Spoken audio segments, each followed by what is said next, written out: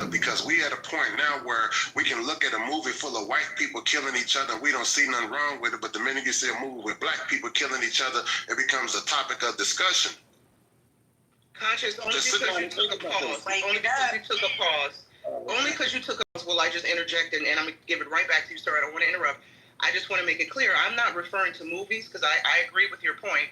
I'm not referring to the movies. I'm just talking about just the community and the voices that we seem to elevate. Again, I'm not talking about all black people do this. You know, for example, I was in a room not too long ago, a black-led room. Somebody on the stage, a brother said, we need to teach our brothers to pull their pants up. You know, black men on the stage went off.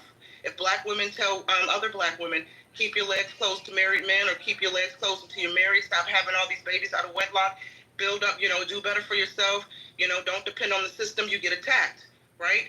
So what I'm saying is we seemingly elevate those ratchet behaviors and voices, right? And social media is evident of this. We don't see that in other cultures. Right? I'm not talking about the movies, sir. Thank you. Go ahead. Hold on. Let me respond. I still got to disagree with you. Sagging came from skater culture. So why is it an issue with how black kids dress and there's not an issue with how white kids dress? We're in a country where they promote the propaganda of transgender. Transgender's been, who's behind the transgender movement? You understand what I'm saying? There's degenerate shit pushed through all cultures. There's nothing that you're going to see in the black American culture or the black culture that's not pushed through all cultures. The reason why people leave their countries is because of crime and corruption. We're in a country where people leave their countries to come here, then they try to criticize us for the crime and the stuff that happens in our country. There's nothing that happens in the black community that didn't pre-exist in other communities in this country and all around the world. My point is that there's only a spotlight put on black people, and it comes from the self-hatred of black people. And I think somebody brought this up earlier. It's really up to y'all. Y'all allow other groups of people to identify you by the degenerate shit. And I blame all of y'all. It's like we don't have conversations about the progressive black people in America. When I bring that type of stuff up, I get kicked out of rooms. It's like he brought up about the crime in the black cities. While around every major city, there are black suburban cities without crime. We don't like to talk about that stuff. We don't like to talk about all the black business owners, our black millionaires, our successful black people. That falls on y'all. Y'all are victims of media propaganda just as much as. Your phone breaking up, big dog. Your phone breaking up. Conscious, you're in the matrix. Hold on, Conscious, you're in the matrix, but wait to your point. I've heard black men say that sagging started in the prisons from the guys who were advertising who was giving up that ass. They did a whole documentary on it. The black man said he wanted the booty, and he knew who was giving up the booty because they had the sagging pants. I didn't know about the skater culture, but continue. Sagging didn't come from skater culture. That was more of a myth. But also, why did it come from prison culture? It came from the skater culture. Hold on a second. So, Conscious, who was next? Let's get the cue rolling. Yeah, just real quick. It came from prison because a lot of times they had jumpsuits and no belts, so the pants naturally sagged, and then it became a symbolization of who's willing to give up the ass. That was that. Just like putting the tongues down and shit on boots and shoes, like because a lot of those prisoners had like Chuck Taylor style shoes. Flipping the tags, the tongues down and shit. So yeah, it didn't come from skater culture. That came from prison act. All right, give me 30 seconds. Sagging didn't really hit our community until really like the early 90s. So it couldn't have come from prison culture because how long have we been in the prison system? It came from skater culture, from the baggy pants. We didn't even have baggy pants in the 80s. The baggy pants just started coming into the 90s with the wide legs.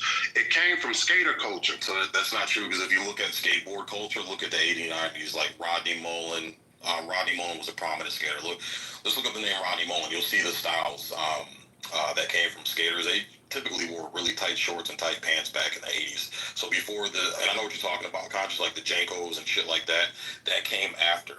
But skaters typically wear baggy pants until like the mid to late 90s, early. So, yeah, that's hold on, real quick. Mojo's talking. Hold on, real quick. So, as somebody that came from the skater culture, I can tell you that He's saying is correct. Initially, people were wearing clothing that you wanted the proper shoes. You wanted clothing that would fit well. The sagging of the pants came around almost like the early to mid '90s, and there was a mix of music that skaters started listening to that they didn't listen to previously. It was a mix of punk rock, thrash music, as well as gangster. And so there was a lot of different influences that started coming in, and so that was when the attire started changing, and that's also when a lot of the really popular skaters started getting into corporate sponsorships, and you started seeing a lot less of the street skates. And this is when to bring skateboarding back into popularity. That's when cities started passing ordinances to like build skate parks and things of that nature. When I was skating, you couldn't skate anywhere. Like you were the outlaw, you were the rebel. If you had to skateboard anywhere, they wanted to confiscate it from you. So there's a long history of that. But I think just like anything, there's multiple origin stories. We talked about how prison culture. There's a connotation there. Skaters absolutely in the early and mid '90s wore saggy pants, and then there's many people since then that have done that. In my neighborhood, the initial sagging pants came from the fact that I had a brother that was 14 months older than me. He was bigger than me. He would wear his pants, and then when he would wear them out, I would get his pants. I was raised by my grandparents. They didn't have a ton of money, and so they weren't buying new clothes if they didn't have to. The clothes that they bought for him would become my clothes. That's how sagging happened in my. Hey, Mojo, thank you for that contribution. 30 seconds, please. Just 30 seconds. Go ahead, Con.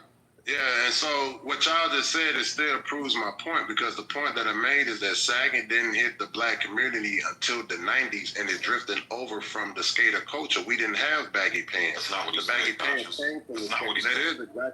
That's exactly what I said. I said it didn't hit the black community until the 90s. It came from the skater culture. We didn't have the baggy pants. The baggy pants came from the skater culture. Thank you for proving. Hey, look, Mojo acknowledged that there are multiple origin stories. So I don't think it's worth the conversation in the room down to the specifics of that. I mean, it was also the Latino culture, but Go ahead. King, let me ask you a question. Yeah. Because black people ratchet and ghetto, right? This is what they say. Let me know if you can hear me. See, I'm good, right? You good, family? What was the problem when niggas was sitting on the bus? Hold on a second. What was the problem when black people were well behaved and it was a minister called Martin Luther King when black people would march on Selma? What was the problem when black people would minding their business and the churches would still get bombed? What was the problem then? Now you got a bunch of kids who saying, fuck that. I ain't my ancestors, nigga. You got me fucked up. I ain't sitting on the back of the bus. I'm not being well behaved. You know why I'm saying this here? Because even when black people were well behaved, man, I want to eat with you, bro. Nah, this for whites only. Man, I want to drink with you. This water fountain for white folks only. Even when black folks was minding their business, we still wasn't loved. We still wasn't appreciated. Little girls were still getting bombed in churches in Birmingham when black people were doing nothing. So at some point, you just don't like black folks. Because what I'm saying, CO, I'm not saying that Keegan is lying. I'm saying I can show you the flip side of the coin, where black people were on their best behavior. CO, and we still got lynched. We still got hung. CO, the churches were still bombed. So what's the problem now, CO? Well, it's going to always be a problem as long as you're black. Wake up, bro. Listen. Keegan can get up here and talk. The way he talks, he can talk at the job. Listen to me, T.O. The way he talks, he can talk at the job. Now listen, shout out to Sid, because I know he want to coon all day. Check me out, C.O.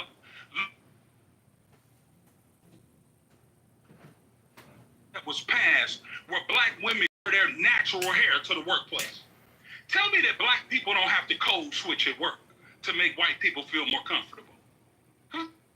And you still won't get the promotion. Not over the white girl. Not over the white man, you won't get the promotion. Even if you well behave, you still a nigga in a coop. That's all I'm saying. Go. Cat Williams said if it's nappy, white folks aren't happy. Go ahead. Yeah, mine. If Sid caught that straight, he needs to respond. Yeah. No, I mean, he called doing it but Go ahead. everybody's got a code switch, bro. When you go to work, they make you wear a uniform that they dictate you have to wear. Not everybody wants to put on their hot dog hat, when they're working at Happy Hot Dog World, and look like a goofball. But everybody's got a code switch. You have to adhere to the uniform and the rules of how that company wants you to dress. So it's not just black people, bro. It's everybody. Bro, I'm not talking about code switch like the outfit. Listen, what I'm saying is, this a mod Keegan talks on the stage, Sid. Allowed to speak too. Go ahead. Hey, yo, Sid. I'm saying the way Keegan talks on the stage, he can be confident enough to talk at work like that. I noticed that a lot of black people, when they go to work, they feel like they got to put on a white voice, because the truth is, if they talk black or more urban, the white person is going to feel less comfortable. Sid, listen to me, bro. We gotta be real at some point. I never worked a real job in my life, Sid, but I see it. I see how my girl from the west side of Atlanta, Bankhead, and she gotta pick up the phone and talk like a white girl. She really don't talk like that, my dog. I see how the Crown Act says the black girl she needed a law to wear her natural hair to work, see? Like, it's a problem going on outside, see? So I get what you're saying, brother. I love you. My bad. I shouldn't be disrespecting you. Attack the point, not the person. Wait, Tori wants to get in there too, CO. Tori wants to get. And then I'll go out to Tori. Yeah, I heard the person say, is this a mod conversation? We went back and forth. We've tried to spread the mic around. I'm sure that's what Mojo or JB would want. Hey, Tori, I did want to respond to them because you did mention me, but I'll let you go ahead because I think you probably got a point. No, Tori, go ahead and can you make your submission? Go ahead. No, go ahead, Tori. We want to hear you. You got a beautiful Go ahead, Tori. voice. Your voice sounds better than CO's voice. Go ahead. Yeah, it does. Go ahead, Tori. Say, other than I know you weren't speaking to the uniform of code switching, right? It's about the mere uncomfortableness that white people have with black existence, right? And that's what I think you're speaking to, King, especially in the workplace, Yep. right? You as a black woman cannot be quiet around a bunch of white women because they see you as a threat. Oh, why isn't she talking, right? There have been women who were wrote up in HR, right, because she's too quiet, right? The manager said to her, how about you be more relatable? How about you, talk a little bit more? Why? Why does my existence make you uncomfortable, right? And so I think that's kind of what you're speaking to about the having Absolutely.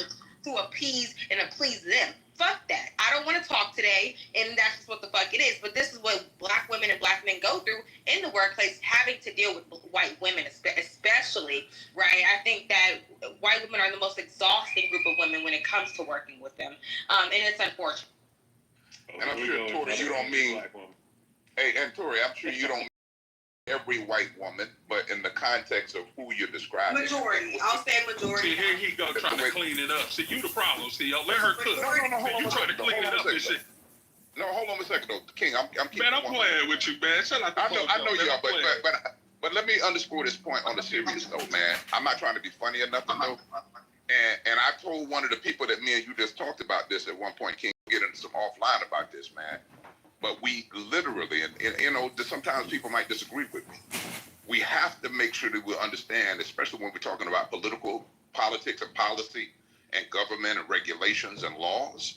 We have to understand, man, it's a real numbers game. We live in a representative democracy such that when you send your representative to Congress, they have a vote.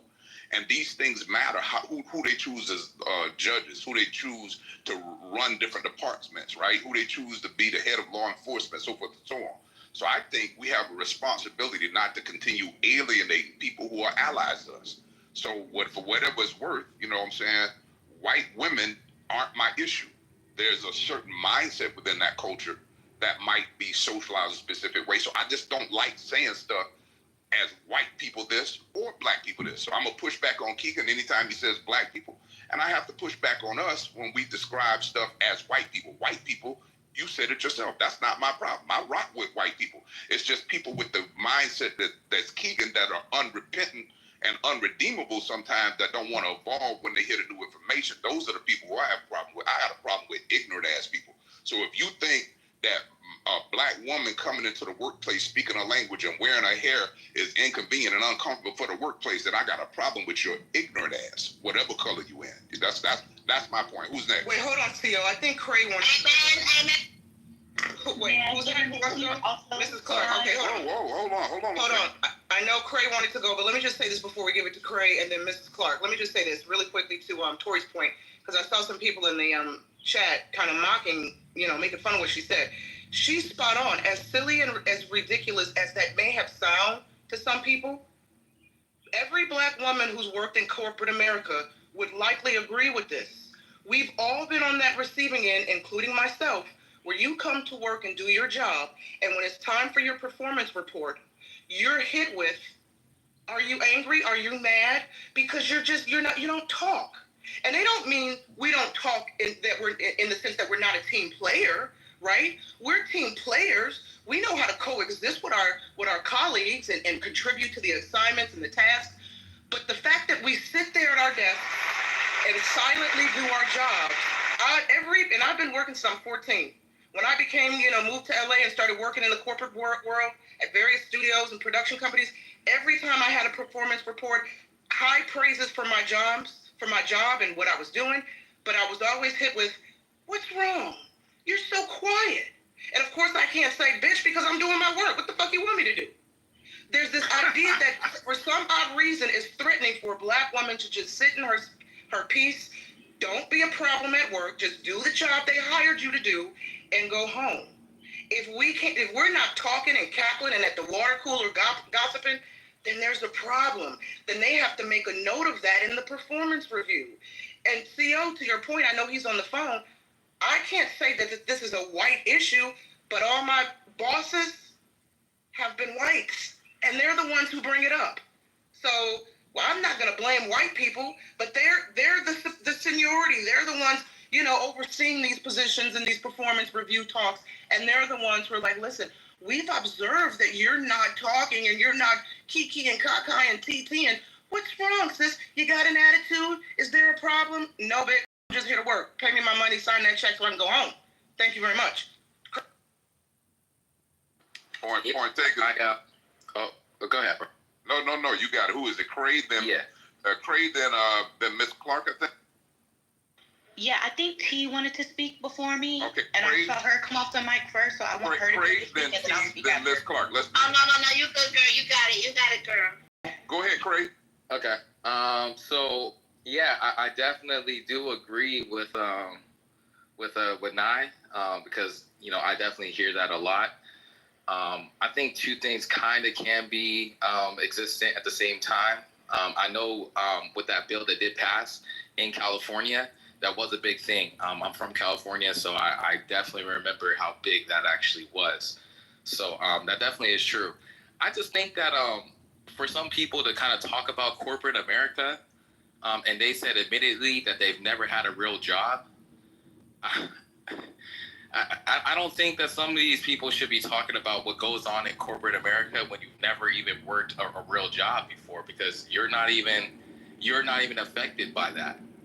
Like you're not affected by that. If you've even had a real job, you would even have to understand that when you go to a real job, you can't conduct yourself a certain way. You have to fit within the norms of that job, and and you can't act the way how you would typically want to act. Cray, who are you? Yes. Who are you referring to with the real job part? Oh, King. He said in his rant that he had never worked a real job. Yeah, I don't think you understand the context of what King was saying. He's speaking something different. But go ahead with your point. Yeah, and I would like to respond. See, but I want you to respond for me. So. Go ahead, Craig. Yeah, because I don't know, when someone said they never worked a real job and they talk about what's going on in the job world, it's just kind of fascinating. Hey, Craig, you're missing the point. Craig King is a boss. He's hired people. So he's just saying he hasn't worked in a traditional job in a traditional way, but he's hired people. He's probably full-time working twice as much as you. But go ahead with your... No, not twice as working as me. I travel for a living. I travel for my job. Oh, dude, no disrespect, man. Just go. So I would like. Yeah, because I definitely do very great. I travel. On top of that, I'm a military veteran. There's a lot of different things about me that I actually do. Thank you for the yeah. So I mean, I would never be able to be in the same position as a king. Hey, Craig, let's give you 30 seconds. No, but I'm done. But go ahead. Okay, so I was going to ask him if he was a steward until he said he was in the military. That's not. Yeah, and thank you for your service. So I don't have to smoke crack to know the effects. I find it funny that the black men in here that have worked traditional jobs will sit here and coon and act as if the black women are wrong that speak about their experience in corporate America. Even if I did work in corporate America, I wouldn't be a woman in corporate America. But I'm with a woman that's in corporate America. And I empathize with what she goes through. So I get on the stage and I talk about what she went through. And even when the sister began to speak, they laughed at her. She told her experience. Surely she truly goes to work. Surely Nye worked in corporate America. But even as the black queens sit on their throne and begin to speak, look how you discredit them and prove their point. Black men, we have to wake up too. Because you work there, but you won't talk about what goes on, will you? Because you don't have the heart. But shout out to you and thank you for your service. And I think that I said that black women didn't go through that. No, hold on a second, Craig, hold on a second. Let's go to Miss Clark. We'll come back to you, Color. Go ahead, Miss Clark. Yeah, I'm sorry. And if you hear me clanking, it's because I'm cooking like a mid-afternoon breakfast with family. It goes beyond just corporate America too. I was in the military. Quite literally, when I first got to my first duty station, when I did my 6-month evaluation for my PTR, like just getting there, that little initial thing, I got docked on my EPR because I was not social. And quite literally, my sergeant sat there and said, it's not that you're not nice. It's not that you're not professional. You're an amazing worker. It's just, you do this thing where you come in and you do your work, you speak to people. He was like, don't get me wrong, you speak to people, but you just do your work and you go home. And I'm like, yes, what else do you want me to do? And he's like, well, I just feel like, you could be more giddy, more social. And I'm like, so you want me to focus on interacting with people instead of getting the work done? And he's like, no. I still want you to, just make time, like have conversations with people, like ask about people's families, talk to people about your family. And I'm like, no, I'm not gonna, I don't know you guys. Like, granted, yes, I've been here 6 months, but I don't know y'all like that. I'm only in here to work and get my stuff done and go home.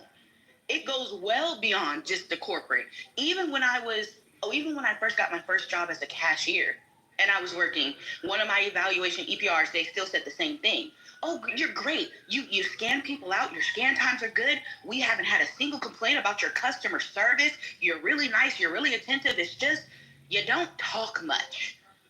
You kind of just sit and look at people. And I'm like, yeah, because I'm trying to figure out who y'all are or what you're doing. Like, this is a common thing that black women go through.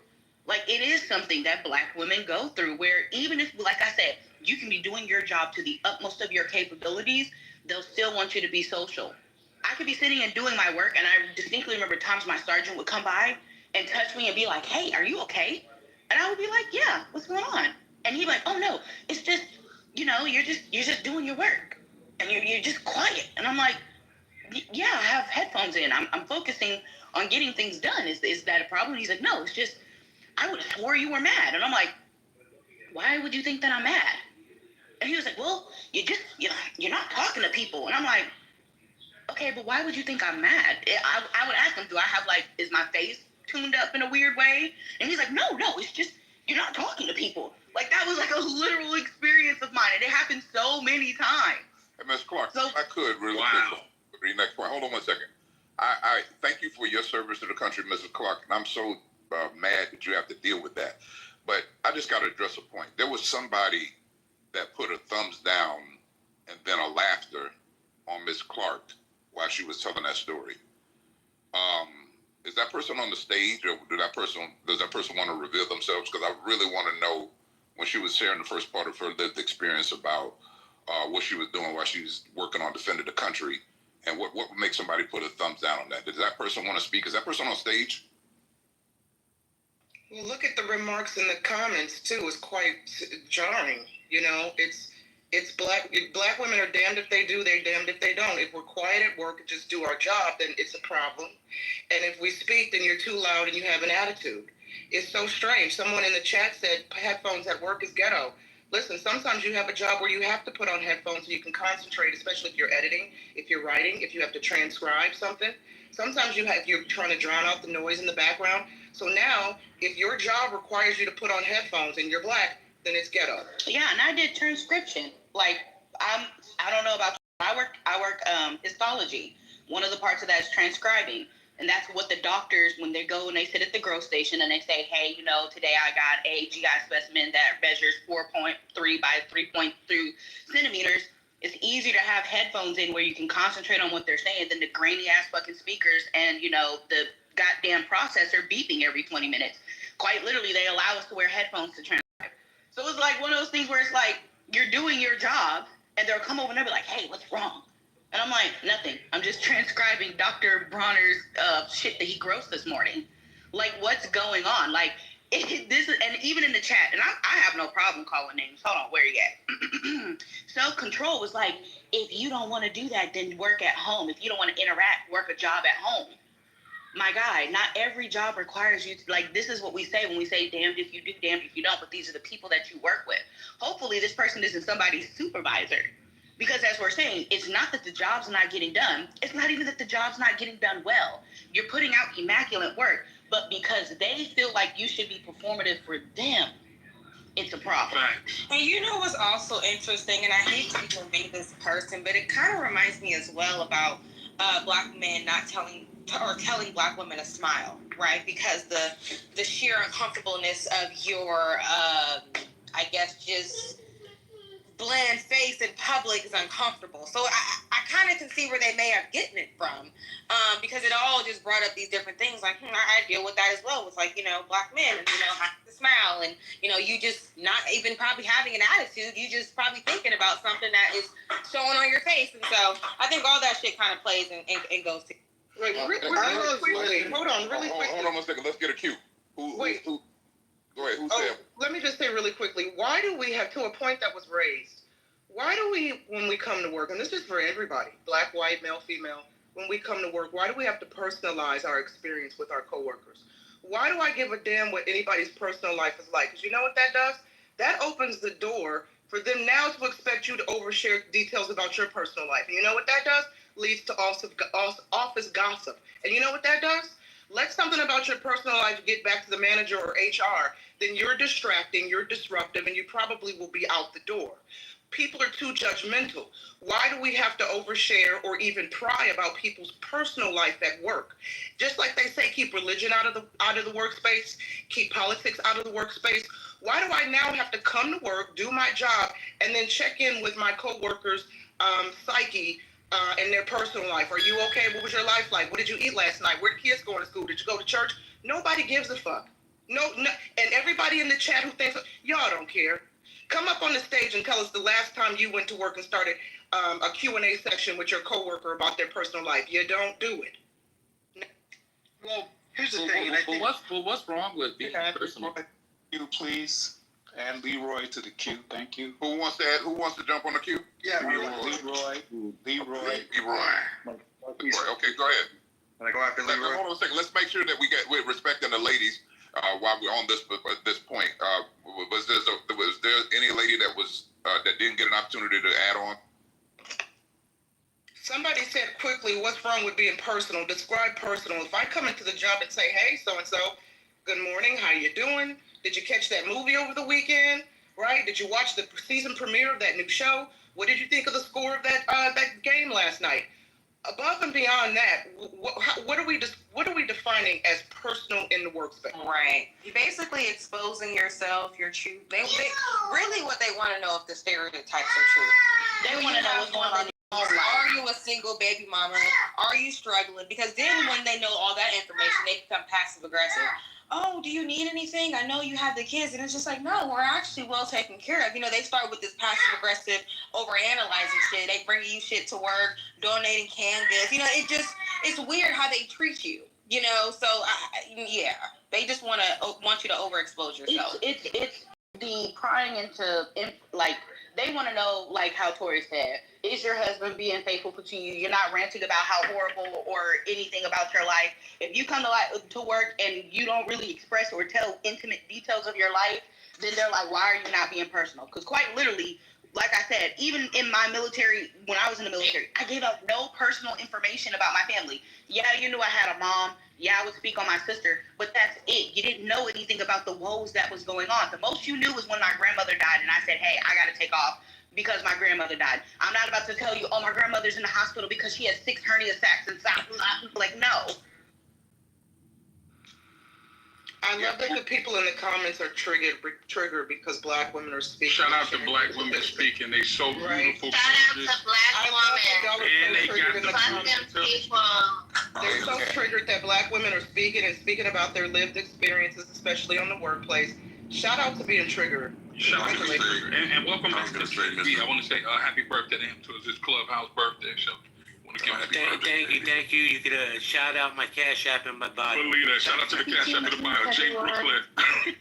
I was gonna say though, Mrs. And see, that's why we have to go. Hold on a second. In the spirit of JB's Cash App and his ladies he's honoring, let's make sure we get one mic. Who was speaking? Yeah, I just wanted to say real quick, Mrs. Clark, if more employees were just like you, they shut the fuck up, came to work, minded their own business, and did their work, I think a lot of these places of employment will be will be way better. So you would get promoted if you worked for my back. Can we get some of these ex-cons off the stage? I'd like to say a few things. Clean up the stage. Yeah, I haven't oh my God. Hold on. Everybody mute up. I haven't said a word to you, fucking retard.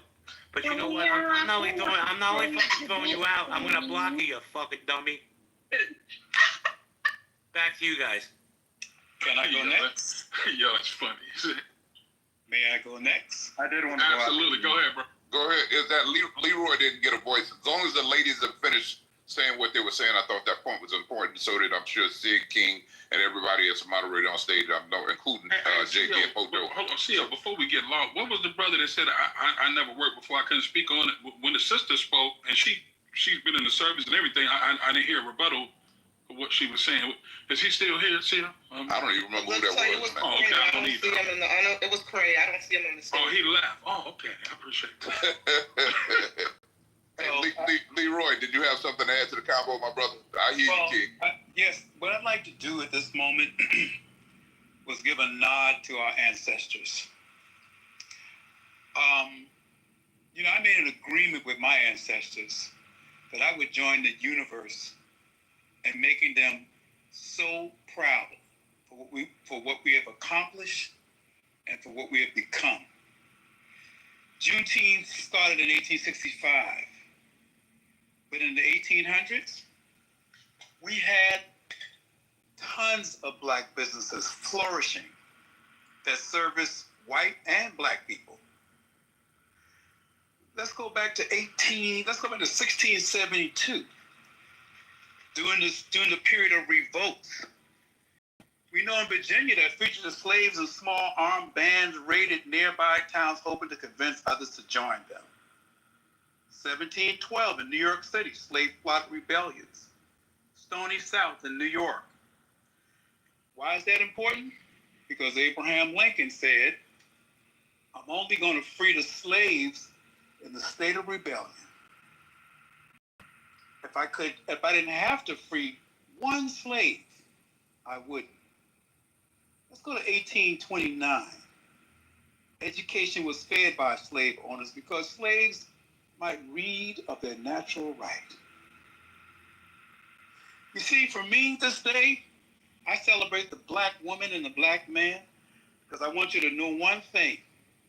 Don't ever be ashamed of your scars that life has left with you. A scar means the hurt is over and the wound is closed. It means you conquered the pain, learned a lesson, grew stronger and moved forward. A scar is the tattoo of a triumph to be proud of. Don't allow your scars to hold you hostage. Don't allow them to make you live your life in fear. You can't make the scars in your life disappear, but you can change the way you see them. You can start seeing your scars as a sign of strength and not pain. Stay brave, stay fierce, and remember, your spirit is already free. I just wanted to express that from the sentiments of the ancestors. I want to acknowledge them, acknowledge the ancestors in each and every one of you. And that is the way I want to continue to celebrate Juneteenth. Let's go back and recall a historical moment, like in 1869, when there has, when education in 1869, there has been great progress, right? For the whole colored population called colored people back then, right? So you see, in 1869, we were progressing in education. Schools were flourishing in 1864. Come on now. Shit, fuck these people, man. We got so much to live for. Hey, for whatever it's worth, good and back and different, let that breathe before y'all put the hate back on it. We're alive to celebrate our day, and that was such a beautiful message. Let that breathe. And the church needs amen for that, though. And if I could, after you make that pit stop, past Brother JB's Cash App, because people committing their time, and time is money. Thank you for hosting the room, JB. Thank you for your addition to me learning who you are, Mojo.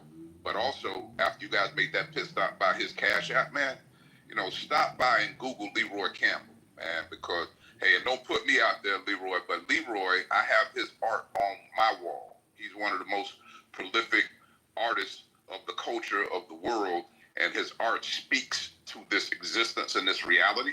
And I just think he's been an incredible human being, just through and through. Wait, CO, is that the Leroy that's on stage?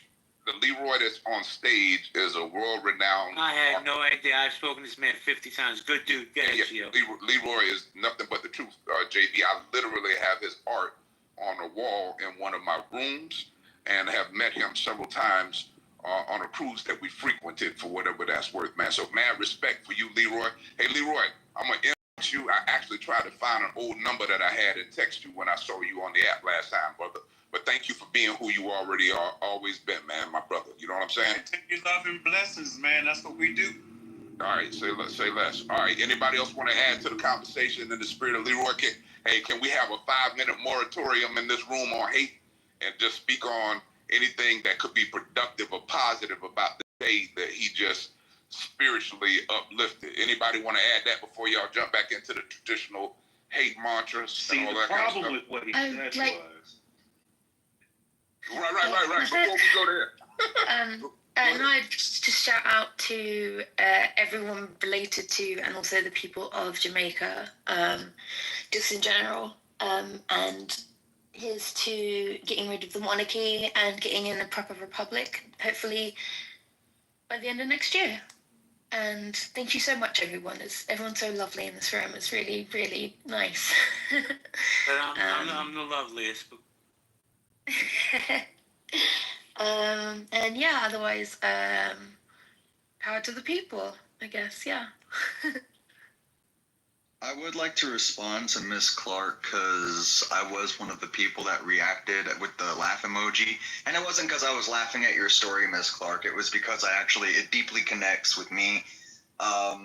Because they're telling you at your work, like, oh, you need to have conversations with people, interact with people more, delve into their life, so to speak. I found that hysterical because at work with where I work at, I work security, and they're telling us, like, they'll threaten our jobs if we walk and talk too much. If we walk and talk to each other too much, they'll threaten our jobs. And I'm just thinking, wow, look at the contrast between these two. Like, they're kind of getting on her case just because she's not talking. Hey, you broke up, Marquise. Marquise, you're in the matrix, Marquise. Well, hold tight for a second to see if he jumps back in. Marquise, the place we lost you is that they do something to you but Clark, when they're not talking, I think you were going to say somebody else. When you got, go ahead. Hey, Marquise, we lost you at when you were talking at work and what they do. Oh, did I cut out? Yeah, cut out. Start again. Oh, sorry. But yeah, what I was saying is like it's the respect of what you're putting into the company as compared to the respect that they're giving you, and the respect and that same work ethic that they're doing that they're expecting you to do. If they're telling you to interact, and yet if you don't, what's going to happen, right? Well, why? Why would I want to interact if I don't even know who this person is? So to go, you're living by the right ethic. Go to work. Do what you need to do. Even if you have the time, do a little extra work. But you don't need to be placing your life, you don't need to be placing your life on the platter for everybody else like that. And I'll land my plane there. Yeah, Marquise, and I get what you're saying, because I think people are taking the fact that I'm saying that I'm not talking much as being antisocial. And that's the thing that I don't like. Is because it's like this label's getting stuck on people because they don't want to talk. That doesn't mean you're not antisocial. Like, we gotta stop that. And that happens to Black women a lot, especially when we speak. Oh, you're not fun to get along with. Oh, you're antisocial. No, I'm very social. I'm just not giving you everything. It's like there's no balance. Like, I don't think that the people understand that there are people who can operate in balance. I can be social. I can be nice to you at work. We can have our conversations. But guess what? When these specimens got to get cut, when they bring that damn leg down from the OR, I can't talk to you anymore. I got to focus on getting this stuff grossed in. I got to make sure that everything was severed correctly. I got to make sure the transcription gets in. There's a time and place to ha-ha and kiki, and then there's a time and place when not to. And I think that people have forgotten that, especially in workspaces. Because don't get me wrong, it wasn't just, that's why I said it's not just corporate. It wasn't just the military that I experienced that. Even when I got into the outside world, people would be like, oh, when you do your work, you just lock in. It's work. Why would I want to get especially dealing with patient care? Like, that's the one place where I would think that I need to focus the most, at least. Hey, I'm not going to talk to you while I'm doing this goddamn FNA, and I got these needles in my hand. I'm going to focus on doing what I got to do. Now, once it's done, and we sit in the break room, yeah, I'm a kiki with you. We can talk about, you can tell me about your kid's soccer game and everything. You can show me the pictures. But right now, while I'm at work, when I got these special things, when I'm sitting up here cutting on this microtone and I'm at this embedding station, I ain't got time to talk to you. I can't remember the exact word, but there is this kind of, it's always been there, especially with Black women, but it's just this kind of, this weird, disgusting kind of thing where I think you're expected to be, and I can't think of an easier word, but I guess digestible and easy for the person. The other people, I'm not saying. Hey, Alaska, could you explain that, please? I'm trying to think. Like, it feels like it's always one thing. If it's not one thing, it's another thing. Like, your hair, or your makeup, or your it's just, how can I? And there's a specific word for it. I'll think and come back. Sorry. And the funny thing about it is, I'm not even getting into the situations with my hair and stuff that I've experienced in the military. Y'all exactly. That's you guys can look at me. Imagine being told that the brown makeup that I'm wearing is too brown for my skin. This is the shit that I've heard. Oh, I see your makeup in your on the liner of your hat, and I'm like, yeah. Why is it brown? What do you mean? Why is it brown? Well, why is it brown? I don't know, Susan. Who's asking you that? Do you not see me? This is literal conversations I've had. Oh, you can't wear you can't wear brown lipstick. Your lipstick has to match. You can't wear brown lipstick, but it has to match your lips. I've been told that you can't. I've been told I can't wear. I've been told to wear makeup, and then I wear lip gloss or whatever, and then I get told it's too much makeup, even though I'm wearing less than other people. Girl, I remember I was working at a nursing home, and I mocked my manager white, right? And I mocked her like I sounded just like her. She fired me. She was so pissed off. Yeah, I don't take shit, okay? I'm from up north, so I don't know. I don't do no fucking yes ma'am, yes sir bullshit. Sorry. And yeah, I'm gonna mock your ass. Like, yeah, now what? Hey, but like, there's so much that I can get into. Like, even when I was in the military, even when they did the thing where they revamped the jurisdiction for your hair, like where they said, okay, look, you guys can wear braids, and when you wear braids, they have to be a certain length and size.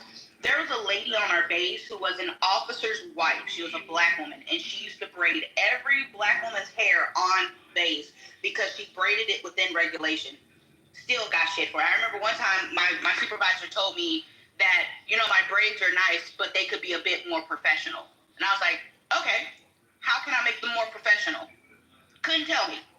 And I'm like, you say my hair can be a bit more professional. I'm asking you, how can it be more professional? But you can't tell me how it can be more professional. It's like crazy shit that we would deal with. And then he was like, I feel attacked. What do you mean you feel attacked? You said that my hair was not professional enough. When I asked for ways to improve it, or what are you seeing that's making my hair unprofessional, you can't tell me. Like, this is shit we deal with. Exactly. But when we try to act like them, they get upset too. Like, it's like we can't win. Like, what do you want? What the fuck do you want? Hey, ladies. That's because it's tough for white people to exist around melanin. I'm gonna just be honest, man. Like, That's even bullshit. Even the frequencies, like black intellects, black music, black rhythm, black culture, all of it. You know what I mean? It triggers them in every way. It triggers them when a black man is smarter than them. It triggers them when we dance around them. It triggers them just existing to where subconsciously they're thinking in their head, I'm not racist. Let me say something that's not racist. And you're just chilling at work. And they end up saying something racist anyway. It's something that we do just something that we do just by existing. But Othello, you don't mean that. In a constant stream and loop. Hey, Othello. Like, let's take, JB, if you look at his PTR, he has white skin, and he celebrated this room and then advocated for us. Mojo came off the mic, and he went hard and shut old boy Keegan's racist attitude down. Damn, they're better than most of the people on stage for what it was worth. And not trying to be funny, Anthony has a different perspective than most of some of the black people on stage. So I'm saying sometimes we talk about these issues and we use the tropes. I understand what you're saying, Othello. There's some that have been conditioned to be resistant to the beauty of our culture. But at the same time, the world literally celebrates the invention of jazz, hip hop, and all these original music and art forms that we created. So what it was worth. So we just got to be careful how we speak. Let me just jump in real quick. And it's going to be a polarizing statement. If it don't apply, let it fly. But I've held enough of these rooms where I've heard black people, not all black people say, we're not a monolith. Don't put us all in the same hole, right? Well, guess what, Othello? Not all white people are monolith. We don't all think the same. What Mojo eats doesn't mean I shit it.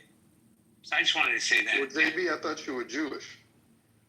I'm Jewish Italian, but what my religion has nothing to do with my that's me in the picture, bro. If I go to DMV, there's no Jewish box, and it is white, black, other. But what I'm saying is, being a Jewish person, right? You're not in the majority. Naturally, you're in the minority, so you understand struggle and you understand having gone through a Holocaust. Wait, hold on, Othello. My Judaism has nothing to do with my struggle. My struggle is my lived experience. There's a difference. Right, but I'm just saying, because of your culture, because of your lived experiences, right, and being a minority, naturally, I think you can connect with other minorities. See, that's where we disagree. I don't see myself as a minority. Because first of all, I'm going to say it's a polarizing statement. I'm a different type of Jew, man. I got tattoos and I eat bacon. So you fuck with my community, that's when I stand up. I'm the Jew that they call when shit hits the fan. But I don't live the life that the other Jews live. I live my own life. I live JB's life, right? I respect what he's saying, Othello. But I don't see myself And notice it's gonna be triggering Othello, and I say respectfully. I don't see you as a minority. I see you as a man that can do anything you want in this country. But I will say this: oppression is real. But I see you as a man first before I see your skin color. That's the truth. Okay. Yeah, and then that should be the North Star for everybody, man, if we're really talking about it. And I don't want to get over kumbaya with the shit, but keeping it 100. Like, people are always saying, I want something specific for the black community, right? And I get that. But at the end of the day, what on Juneteenth, as we celebrate this specific level of our culture, the real freedom is demanding what King demanded, which is that the American Constitution, its Bill of Rights, its preamble, is just holds true. You know what I'm saying? That's what King was saying when he was on the steps of the Capitol. He was basically saying, be who you say you are. So we're founded because people didn't want religious persecution. Why we persecute people because of their religion? If this country was founded with all men that are part of the country and women having inalienable rights that couldn't be taken away from them, and that people get to practice, think what they think, say what they want to say with the freedom of speech, my point is that our condition should be advocated for not just by the black people on the stage, but by everybody on the stage, because it represents, and it's the most idealistic American ideology. So you can't say America first, but bump the black people. They need to pull themselves up by their bootstrap. You can't say I'm all about America, right? And the Constitution and what it stands for, and then people aren't treated. Don't even be up, man. I just want to say this. Because we have this myth in America that America was built for all created equal. America was built by white supremacists for white supremacists. That's just a fact. 100%, that's the fact. And then the point has been in the evolution and the amendments of the Constitution.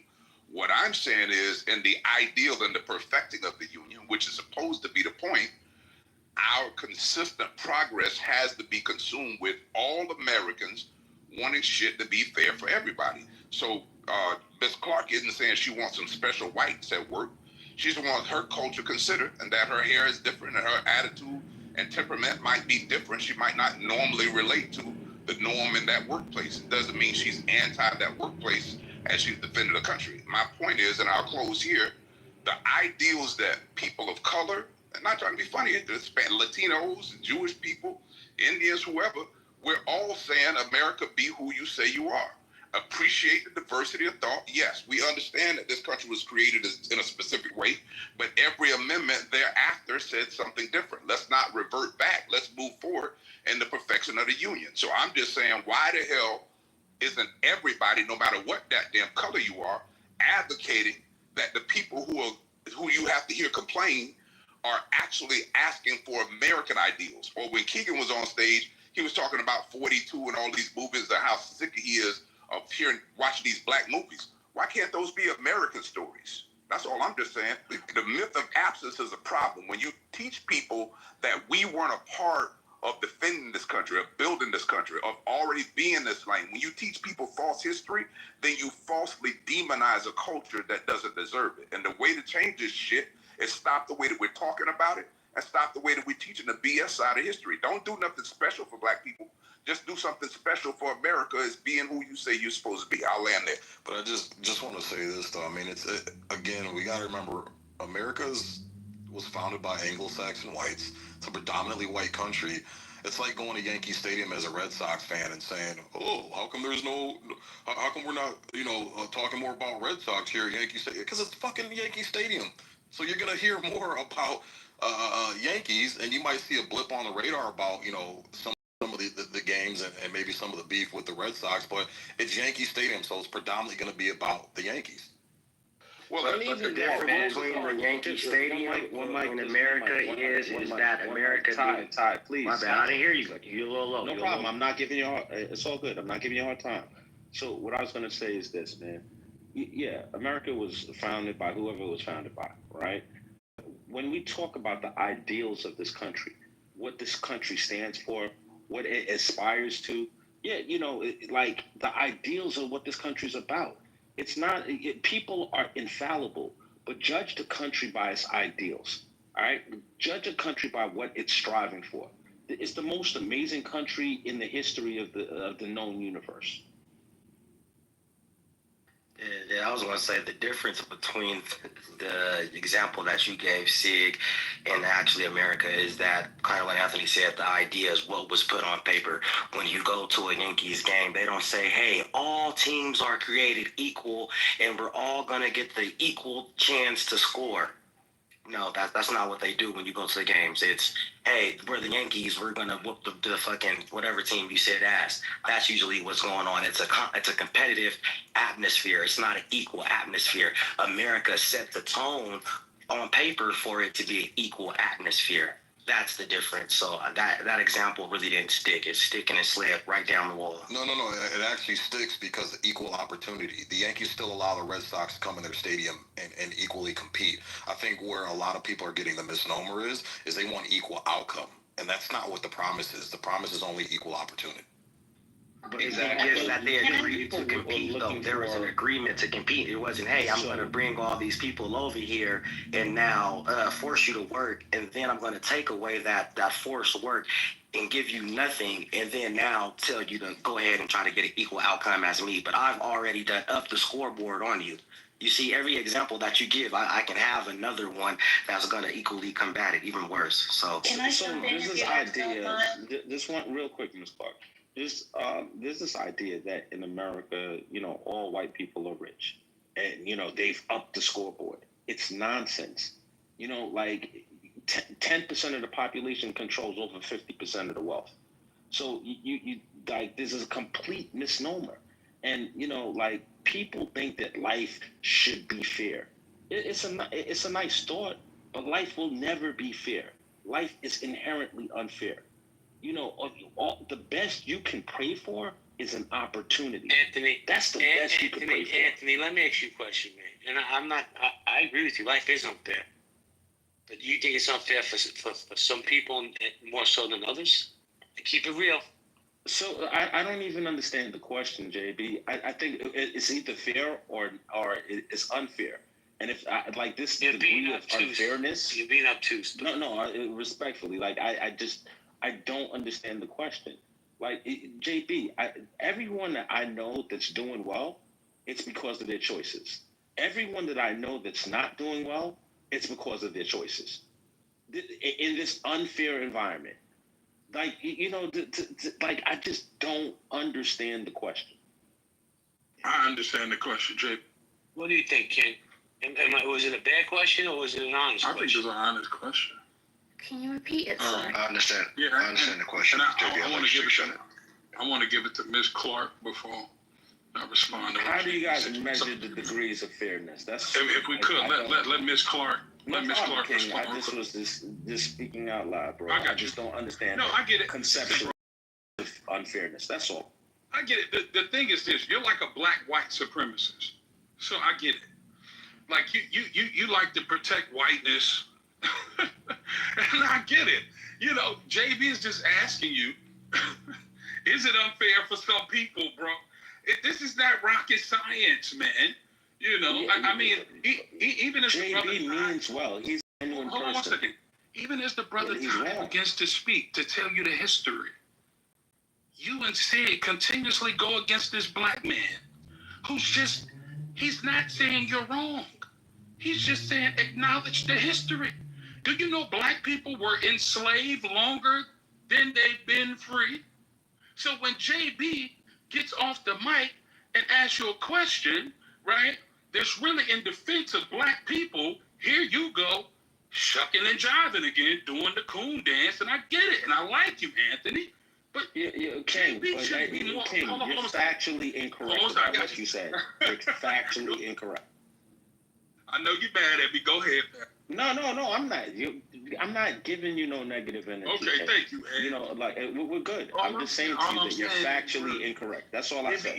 I feel like at some point, black people feel like they gotta deny their truth to make white folks feel comfortable. You know what I'm saying? But at the end of the day, it's like I told my girl, when JB step in the room, hold on 1 second. When JB step in the room, we already know he pro-Italian. He pro himself. For some reason, with black people, when we're pro ourselves, we always got a few niggas cooning for white folks who ain't trying to make you feel comfortable. JB gonna say his truth, bro. If it's between you and the Jewish man or Italian man, he gonna stand up for himself. For some reason, black people, we feel, hold on one second. For some reason, black people, brother, we feel like we gotta deny our history to make people feel comfortable. No, bro. It's unfairly weighed. We went through a lot of shit in this country, bro. I believe it's a beautiful country, bro. It's a beautiful country. I like what's going on. But we can't deny the history and the Black Holocaust. That's all we say. But King, here's what's up, King. Here's the problem, right? King, like, what happens is Keegan gets called racist. You know, me and Sig, we get called coons. This is your ways of trying to silence us. It's you say, yo, you don't agree with groupthink, but this is what you're advocating for by calling us these names. I'm not matching your energy. I'm not calling you any kind of names. You know, like, listen, man. I think that the most dangerous thing you can do to a person is to make them dependent on you. That's the worst thing you can do to a person. To pretend to, like, I love people that tell me, yo, this is what they're about. This is who they are. I respect that. What I don't respect is when people make other people dependent on them. They make people, they have this, like, this one little idea. And this is the only way everybody's supposed to think. And if you don't think like that, I'm going to call you some really disparaging name. I'm going to curse the day you were born. This is, and then you know, some of these people, what they're going to do is they're going to do it with a smile on their face. They're going to do it while they're giving you a pat on your back. You know, wait, Anthony. Can I? Hold on, everybody. Hold on. I'm not even going to give you smoke. I'm just going to give some context. When he was called a racist, Keegan, who I don't know if he's still here or not, I waited, I let everybody speak, and I let Mojo pack him up. I came off the mic and said, Keegan, I'm not going to call you a racist, but you do have some racist ideology. And you know what he said? I'm not going to argue that. If he self-admittedly says I have racist ideologies, what would that make him, Anthony? So, not a racist? JB. Is he not a racist? No, it's not. And no, respectfully, I know what I hear. I'm not a dummy. Okay, And can I answer your question and just be honest, bro? Yeah, because then I want to move on. Cool. Let's move. I'm not going to argue with you because because you're being obtuse and you're being intellectually dishonest. Okay, so JB, like, listen, man, I have never called you obtuse and I've never called you intellectually dishonest. I've never done either. Because I'm never obtuse or intellectually dishonest. You're being both JB, right now. JB, this is your perception. I don't, because of my respect for you, I don't put my perception onto you. You know, I think you're a genuine person, and I take you at face value, and I just leave it at that. There's no prize for me winning an argument here. I think that if you said, like, even what Mojo said about Keegan, it was so off base and so fun. It was wrong. It was fundamentally wrong. It wasn't intellectually dishonest. It was intellectually lazy. And it was like, again, I'm talking about Roger. He was 1,000% wrong. And it's kind of friggin' hilarious coming from Roger. But I'm going to leave it. Let me get this real quick. Hold on, if you don't mind. This is what's killing me, Anthony. I want to respond after you. Go ahead, Eden. You're defending someone who has come out. Keegan has also come out in the other rooms and adamantly said that he sees himself as a racist. You can't get mad at people. Without context, I can't say that. How many different people do you hear from? Come on, y'all. Like, this is the part that trips me out. Like, Keegan has sat here and expounded things. You can sit here and say respectfully you don't want to be labeled as a coon. I'm not going to call you a coon, right? But Keegan has sat here and said, I don't mind being called this. You can call me this. He's been in other rooms where he said, yeah, I can see myself being this, or I am this thing. If you come out and you tell me that you're something and I refer to you by it, what I don't need is somebody coming in and saying, well, why are you calling this person this? When this person is perfectly fine sitting up here saying, I'm fine with being called that. if I get up here on the stage and somebody decides to call me, I don't know, like a fucking wife, I'm a wife. And for somebody to come off and be like, you can't call that woman a wife because you think, no, call me that. If I'm telling you, you can call me that, or you can refer to me by that, why are you defending that? I can understand when it comes to you yourself and you not wanting to be labeled things, or you don't want to be being seen like that. But I literally sat in this room the other day when Keegan was sitting up here talking about how he saw the black family at the park and they were setting up for their child's birthday party. And he sat there and said that how he called them all types of names and talked and thought in his head all types of violence towards them. And somebody said that's kind of racist as fuck. And he said, yeah, I am racist as fuck. What the fuck is going on? So that's not true. He didn't say he had thoughts of violence towards that family. That is absolutely, that's not what he said. So let's keep it real and be honest when we're talking about this. But I was again, there. Sorry. Yeah, just real quick, Alaska, and I know Free was trying to get in. What's going on, Free? Welcome, man. I definitely want to give him a chance to chime in. But the thing is, King, you can call us coons and whatever you want. That's fine. I mean, you got a right to free speech. But JB's correct. I hear all the time black people say we're not a monolith, but it seems like that only applies when you're going with the black narrative. As soon as you step outside of the narrative, then that we are not a monolith. It goes by the fucking wayside. So again, black people are racist as fuck. We heard on the stage, we had a black man refer to white people as crackers, and nobody batted an eye. Nobody said a fucking word. But if a white person said these niggas, everybody would chimp the fuck out and go off. So there's a double standard here. Black people are racist as fuck, man. Bring home a white woman to your black mother and see what the fuck happens. She's going to have a problem with it. Not because she's a bad woman, not because she's an ugly woman, not because her hair is fucked up or her makeup's fucked up, simply because she has white skin and you're bringing her into a black environment. So if it's okay for blacks to be racist, it's okay for whites to be racist. And King, I'm going to tell you something, bro. You can make whatever assumptions you want, but people do have their lived experience. I grew up my whole life hearing white people are evil, white people are racist, white people are going to keep you down, this and that. And then I got around whites, and they did nothing but embrace me. I was able to open my own fucking business because a white man allowed me into his shop rent-free for 6 months to give me a fucking opportunity to be an entrepreneur. And I was able to sell that business. If it weren't for him, I wouldn't have the money that I have now. I was able to sell that fucking business for a profit, but it was a white man. Never had a nigga come up to me and say, hey, bro, you can set up shop over here. You don't have to pay rent for 6 months. Just build yourself up to be successful, and then we'll talk money later. Never had that fucking happen, bro. Detroit, all them years I lived in Detroit, niggas robbing me at gunpoint, breaking into my house. As a kid, I had to sleep in the bathtub, and you know Detroit.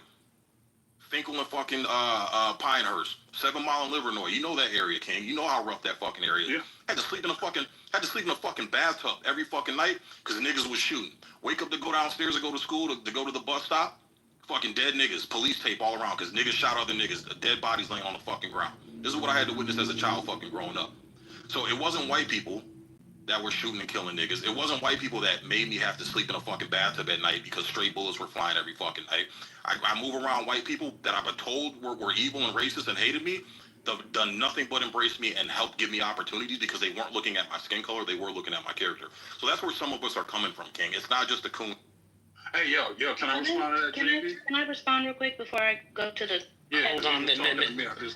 Clark, let King, let King respond because he addressed you directly. Okay, King. Yeah, I want to say, my apologies for what the brother went through. I encounter a lot of my brothers and sisters that went through a lot of things in the hood. I want to tell you, I got a lot of love for white people. But JB, that's my real homie, bro. But, at some point in life, I had to learn I don't have to deny my blackness to love white people. You get what I'm saying?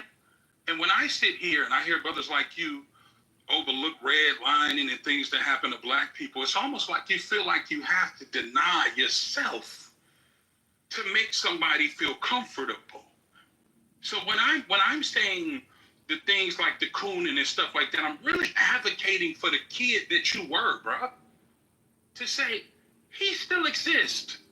What about that black man that did sleep in the tub, that didn't want to go through what he went through? He does not exist now. We don't believe that there's good black people in the Detroit community now.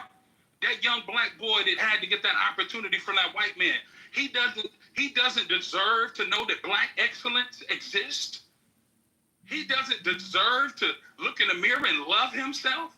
He has to deny himself of himself. He has to hate himself to make somebody feel comfortable. Brother, I just don't want you to do that, bro. I love you for real. Anthony, I admire the way y'all brothers speak, bro. Y'all the ones we love. But it really don't help the community when y'all get on and y'all don't really come back and speak to the hood and say, yo, bro, this how I got paid. Because if all he see is the drug dealer, if all we see is the gangsters outside, because you don't got your college education, now you too good for us. You too good for your own people, bro. There's some good people in Detroit, bro. All I'm saying is don't turn your back on them, dog. I see at work where black people got to be fake. I get it for a check. But on Clubhouse, niggas ain't getting no money and still shucking and jiving and shit, bro. But I love you, bro. I can't deny your story. I grew up around white people. That's why I got love for white folk. I didn't know I was black until I read the autobiography of Malcolm X. I'm going to tell you, I moved around all black people to Montgomery, Alabama. I was almost scared of my own people. And I got so much love, bro. From my people, I tatted that shit on my arm. I represent Alabama for real. Because I got love down south when it was waving at us. I got hugs from my black people, so I love everybody, bro. But I don't have to deny myself to make anybody feel comfortable. I want JB to be the best Jewish man he can be. And I know he still love me, bro. That's all. So I love you, bro. I apologize if I offended anybody. I get you. No. Can I say You're what I was perfect. gonna I just say? want to say that I definitely do reach out in the community, and I definitely do, show love. I give back in a multitude of ways. The number one way being my time, my efforts, and transparency in terms of how I was able to accomplish what I've been able to accomplish. Well, yeah, you haven't hit my cash app, you cheap fuck. Yo, and shout out to Aunt. Hey, yo, Aunt, let me say this, JB, and I'll give it to you. Hey, yo, Aunt, at some point, seeing your Aunt, we all got to come together, brother. CEOs. We're the black excellence. We're the heroes we're looking for. But if we can't get on one accord, nothing changes. But we can never get on one accord. King, real quick. We can never get. Hold on, real quick. Just real quick. It's gonna be quick. But King, I hear what you're saying. I love you too, brother. Nothing but love in my heart. But we can't notice. Anthony and I have never called you guys names.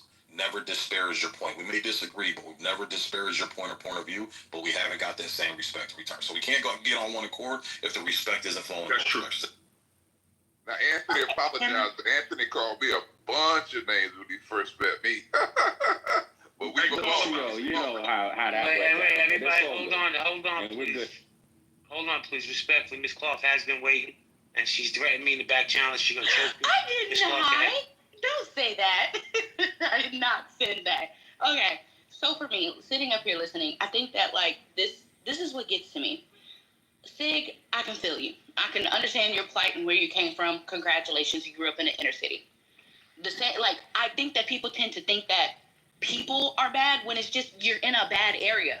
Regardless of who would have been there, it would have probably been, if you grew up in a bad area, it's a bad area.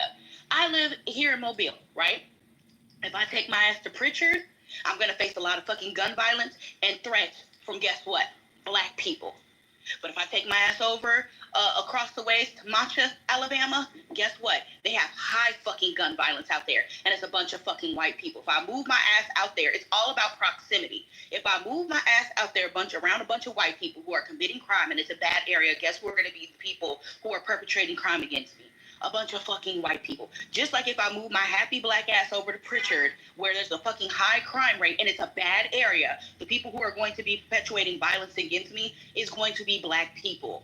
It's like we gotta stop trying to say, oh, well, I live in a bad area, and because I live in a bad area, the people here are this, so therefore the ones perpetrating or being this. No, if you would have moved anywhere else to a decent, there are decent black neighborhoods out here that have no violence, just like there are decent neighborhoods out here with white people, right?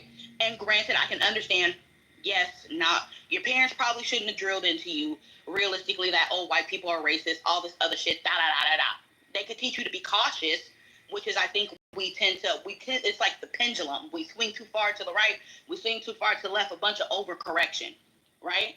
But at the same time, I'm just sitting here and I'm like, we got to stop doing this shit where we're like, oh, the only people who did me bad were black people. Sir, you grew up in a bad fucking area. And it just so happened that the people there happen to be black. If you moved your ass into an Asian town area full of fucking crime, guess what? The Asian people are going to do you just as fucking bad. Well, let me jump in here. King. 2 seconds. I gotta go. Happy Juneteenth to everybody. I'm gonna hand him over to my mods. Sig, when you leave, just shut it down, okay? Thank you. Everybody have a great day, man. Listen, let me say, thank you, bro. Hit that cash app. Let me just say this. We had, maybe it was in the spirit of Juneteenth, I don't know. But we just had a conversation between King, Sig, and Anthony. And at the end of that conversation was apologies, love, and respect. That's amazing. That's what we need to do in these spaces. Have the discourse, and then meet back in the middle with respect.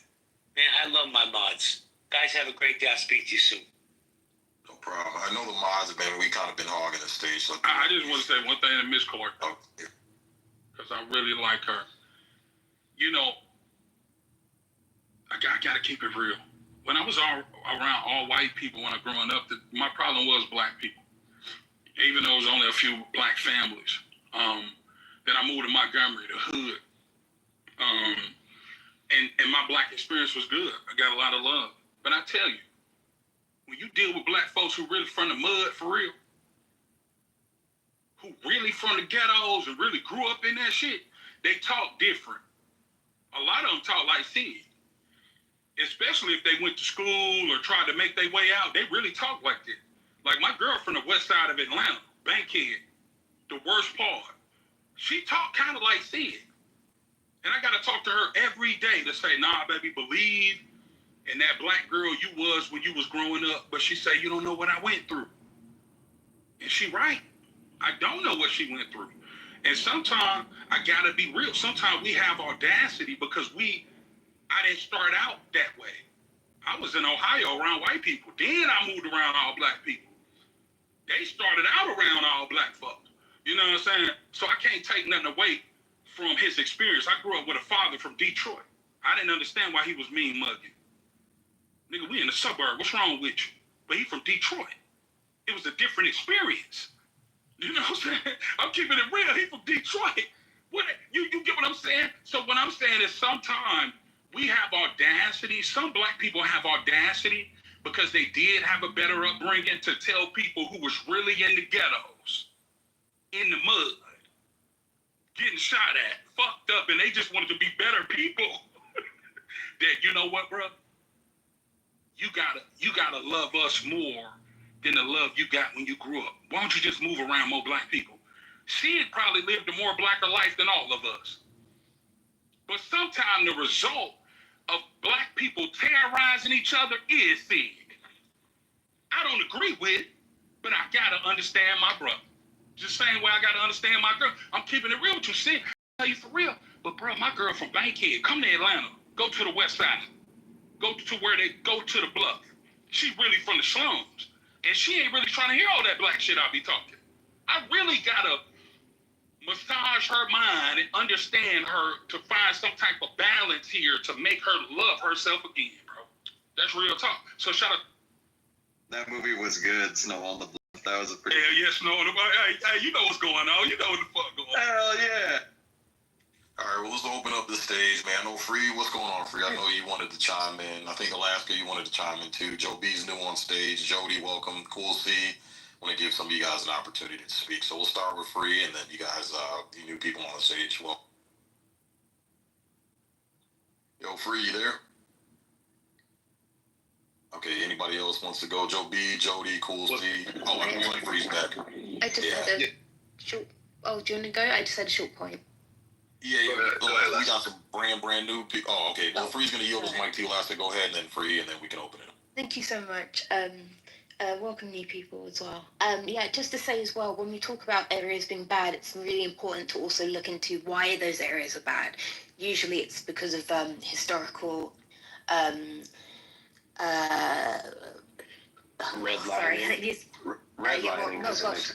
It's redlining, just completely going in and destroying whole communities. If we're talking economically, like we know about Black Wall Street already, and also those areas are usually historically defunded as well. So there's a lot more to it. Hey, you know what I'm mad at? A white woman can get up here and say that shit, and black people, y'all won't even say what she said. Shout out to Alaska. Mrs. Clark was saying something. You denied the redlining, and Alaska came up here. Shout out to you. Yo, shout out to Alaska. I love what you just said. I am biracial. I never denied redlining. What I said is my grandfather, who built the house during the redlining period because he was an automotive worker in Detroit and saved up his money and built that house. And my grandmother and her sisters and brothers who grew up through Jim Crow and redlining didn't complain about it, still got college degrees, still got fucking educated, still had full-time jobs and retirements and stuff like that. They weren't complaining about it, using it as an excuse. I just don't see why the modern day 2025 people now are using it. If the people who actually went through it didn't use it as a deterrent and an excuse. That's my only point. But I got you, Sig, and I hear you, because it's like it was a long time ago, and you know I was trying to get in when Anthony was here, when JB asked him like if everything is fair no matter what these days, equal rights and everything, because I know Anthony has said before, you know, him and I have agreed to disagree on some things, but he has acknowledged that systemic racism does still exist, and there was that glaring modern day example, Sig, during the pandemic. I think it was 2022 or 2023, Wells Fargo got caught. They got caught denying multiple black families who had solid credit, no criminal history, loans. And they paid out, you know, whatever lawsuit. And I brought that up before, and folks have been like, oh, well, that's just one example. But it's not 1950, not 1960, not 1970. It's the 21st century. They would have kept doing it if they didn't get caught. So I'm not going to say that all families are getting. I'm sorry, Mrs. Clark, I didn't catch that. Navy Federal, the military bank, got caught doing the same thing as Wells Fargo during that time too. There you go. There you go. And so when folks say, well, how come redlining, it was so long ago, you know, it shouldn't have, folks that weren't directly impacted, grandparents and such, they were able to go past that and all the power to them. But the fact that these banks are still some part of their brains, and we're talking about powerful banks with executives making these decisions, are pulling these strings, is absolutely wild. That's all. It's just absolutely wild. All right, Free. And to your point, Moose. Yeah, what's up, man? Just been listening in, man. It's hard to chime in. So, it's been a while since I looked into the case that we just talked about with the redlining thing. So, long story short, the DOJ, Eric Holder, who was there at that time, they did change some of the laws about it. Long story short, it was basically the government just siphoning money out of these banks because they could. So it wasn't legitimate cases of them actually hurting people because there was no actual victims that came forward. They just found technicalities in the law to actually rob the banks. So the banks in settlements, which would happen, could they go to trial. In the settlements, the banks were saying that we don't admit any wrongdoing, like in most settlements, and they just paid the fine. So the unfortunate case is people use to make this argument for redlining is not legitimate. It sucks to be in this space with these arguments because the thing is that it's like it's almost no position of resolution. It's like we just want to get on here and bitch and say white people are evil, and that's all that needs to be said. So to your point, Sig, as you were saying, we don't deal with a lot of shit our ancestors dealt with. White people have done a lot of fucked up shit, undeniable. We know the history, right? The point is we come a long ways to actually move forward, to actually do a lot of shit. It ain't perfect and it never will be. But any little issue that comes about, we like to amplify because it's dogmatic at this point that we need to feel this cultural outrage about whites and blacks in this country and all that shit. And white people are so stupid they just sit back and tolerate the shit. But the point is, most of the problems that used to exist doesn't exist. We changed laws. We got politicians in place. We've done a lot of shit to be different than what we were. The culture that we live in today is nowhere near like it was before. But we're going to keep pretending it is so we can keep having this conversation. So a lot of times we just sit here and be quiet because ain't much to say because the goal is not to actually have a solution to what we don't talk about this. The goal is to keep the conversation going. How did he get white people are evil out of that? I don't understand what's going on. It was white people that just got on the stage talking about redlining, and you took that and made it. Yeah, I never white people are evil exactly. conversation. You caught that, King? That was wild. That was bizarre. Yeah, I can explain how, because that's what it boils down to. Yeah, I know. Yeah. Free, real quick though. Free, respectfully, you talked very quickly. So I think you said that, well, they paid out fines or they didn't go to court, so it really wasn't redlining. Can you explain that? How is that not redlining? I said a settlement. They paid out a settlement. They was fined. They were sued, and it's a settlement. So in redlining, you have to prove that it was actually redlining. When you settle, like, as you know, most cases that happen like this, you don't go into details of what actually happened. That means the party agreed to resolve it by the settlement. There's not an admission of guilt. Correct, which means they can't sue again, and they don't go to court, and they can't press criminal charges. Correct. However, the fact that they settled it all and didn't just say, man, you're crazy, get out of here, we're Wells Fargo, you got nothing on us. They got caught, man, respectfully. They got not caught. true. That's not how that works. They made a lesser deal. And they got caught. Wait, are you saying that are you saying that redlining didn't happen? We don't know because we wasn't able to see it. That's what I'm saying. So we can't make a positive claim or a negative claim based on that. There was a study by the Federal Reserve. Sorry, there was a study by the Federal Reserve Bank of Chicago economists. They conducted it in 2017 and found that red had persistent adverse impact on neighborhoods. I think he's talking about the Wells Fargo case specifically. I don't think he's denying redlining. Okay. The historical redlining. I think he's. Okay, thank you. That's why I was confused. Yeah. I specifically said that, modern times, again, they changed the law in, I think, 2013 or something like that. And then they started applying it to the banks. That was one that was big with Citibank. And like I said, it's been a while since I looked this up, but they was back because the bank saw, there was a lot of banks that got caught up in this. The bank saw that they was just using this to siphon money from them with this technicality. So what happened was, of course, they ended up settling. They did not make guilt, but they started pushing back because they realized that, hey, you guys are using this to just get money out of us, and there's no real victims behind this. So look into it. Like I said, it's been a while since I looked at it, but I'll go back into my archives and pull up. And this is why I don't think white people are evil now. Because white people watch the news and study their history. You know what I'm saying? See, white people get up here and say, this is exactly what happened, right? Then you got brothers who say, we think white people evil. What's going on right now? The white folks on the stage are acknowledging what happened to black people to keep black people in certain positions, right? So can I respond to you, King? I'm black and white, just to be clear. This is just my conservative disguise. My first photo. Oh, okay, so you black? What? Jamaican black, British white. Okay, so shout out to Jamaican black, British white. So what I'm saying is, know your history, y'all. That's all I'm saying. All I'm saying is we should know our history before we speak. There's downstream impacts of things, family. That's all I'm saying. See, Dr. Kaba said, knowing history is like a slingshot. The further back you go, the further forward you will propel. So I think that we have to study our history to not think that people are trying to pick on us. You know what I'm saying? There's downstream impact. Do you agree, Sid? There's some downstream impact from the history and the things that black people went through in the past. I agree there is some for those who are directly involved, but the issues we're facing today in 2025, I don't think that's impacted because, again, directly after slavery, blacks had businesses, they had their own towns, they owned land. Like, my grandmother spent time in Harlem, and I remember hearing stories of her, and she was over there in that, she kind of helped orchestrate that Harlem Mosque with the Nation of Islam. That's why she went to Harlem. Because my grandmother's Muslim. I come from a Muslim background. Come on, Detroit. Yes, sir.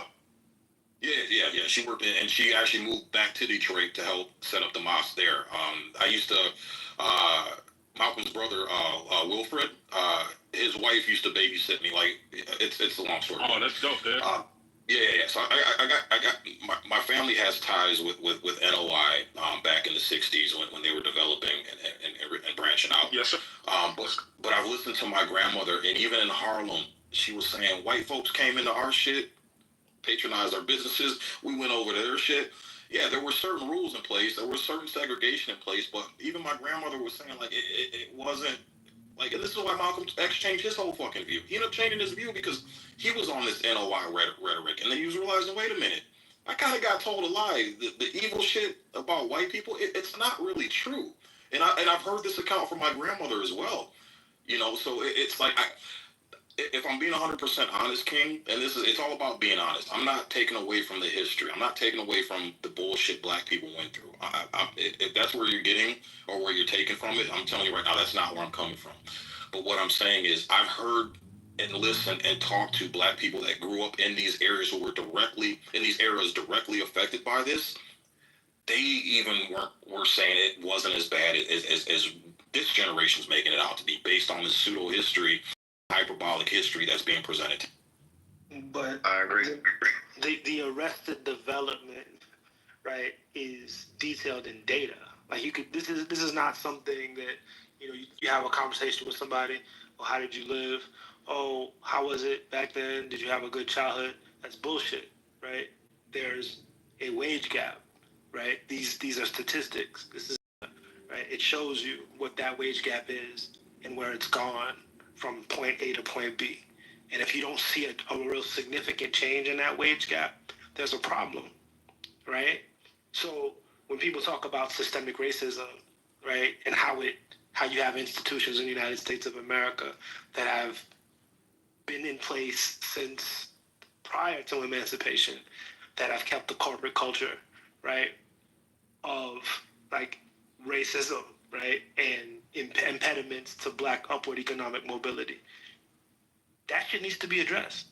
There needs to be actions taken to undo the harms, because white people who have not had the impediments, they've had access to resources, access to all kinds of benefits that were intentionally kept from black people, right? They benefited. They've been able to propel themselves economically, right? Where blacks have not. And not only blacks have not been able to propel themselves economically, but they also have inherited, right, the negative impacts, right?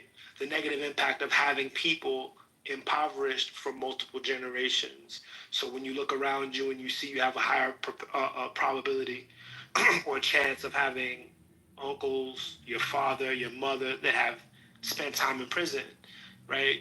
These things, right, have a lot to do with that inherited poverty, right? Because you have a higher probability of ending up in these situations if you're impoverished.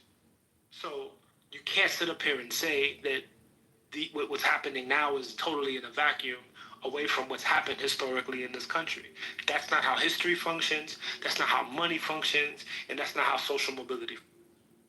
Word. And shout out to the brother. And I want to give it to my friend after that. But Sig said it wasn't as bad. And sometimes we make it seem worse than what it was. As I look at where I'm from in Montgomery, Alabama, there's a lynching memorial that's open. Says the magnitude of the killing is harrowing, all the more so when paired with circumstances of individual lynchings, some described in brief summaries, along with the Walk Parks Banks lynched in Mississippi in 1922 for carrying a photograph of a white woman. Caleb Gadley hanged in Kentucky in 1894 for walking behind the wife of his white employer.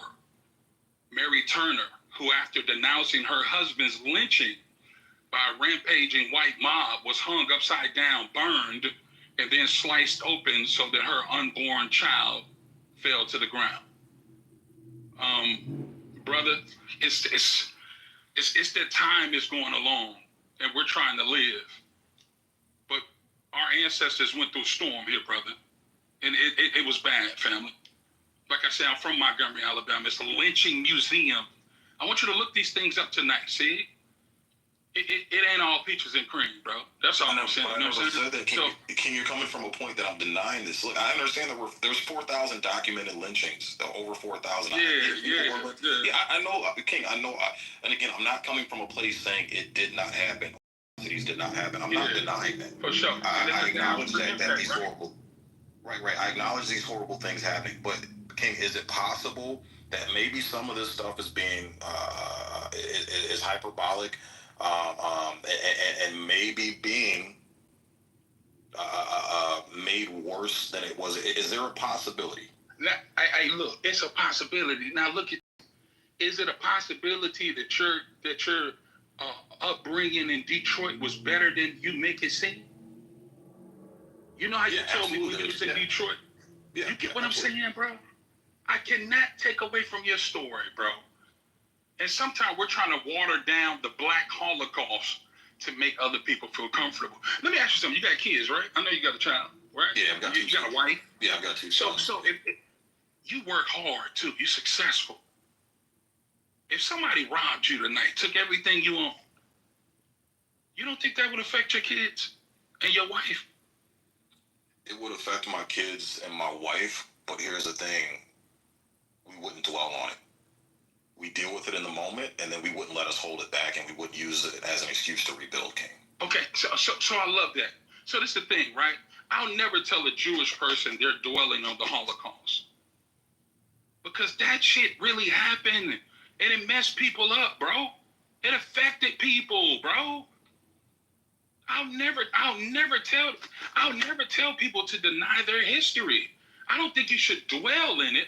I don't think acknowledgement of monstrosities or things that happen to your people is you dwelling in things, bro. I think it's you acknowledging what your ancestors went through.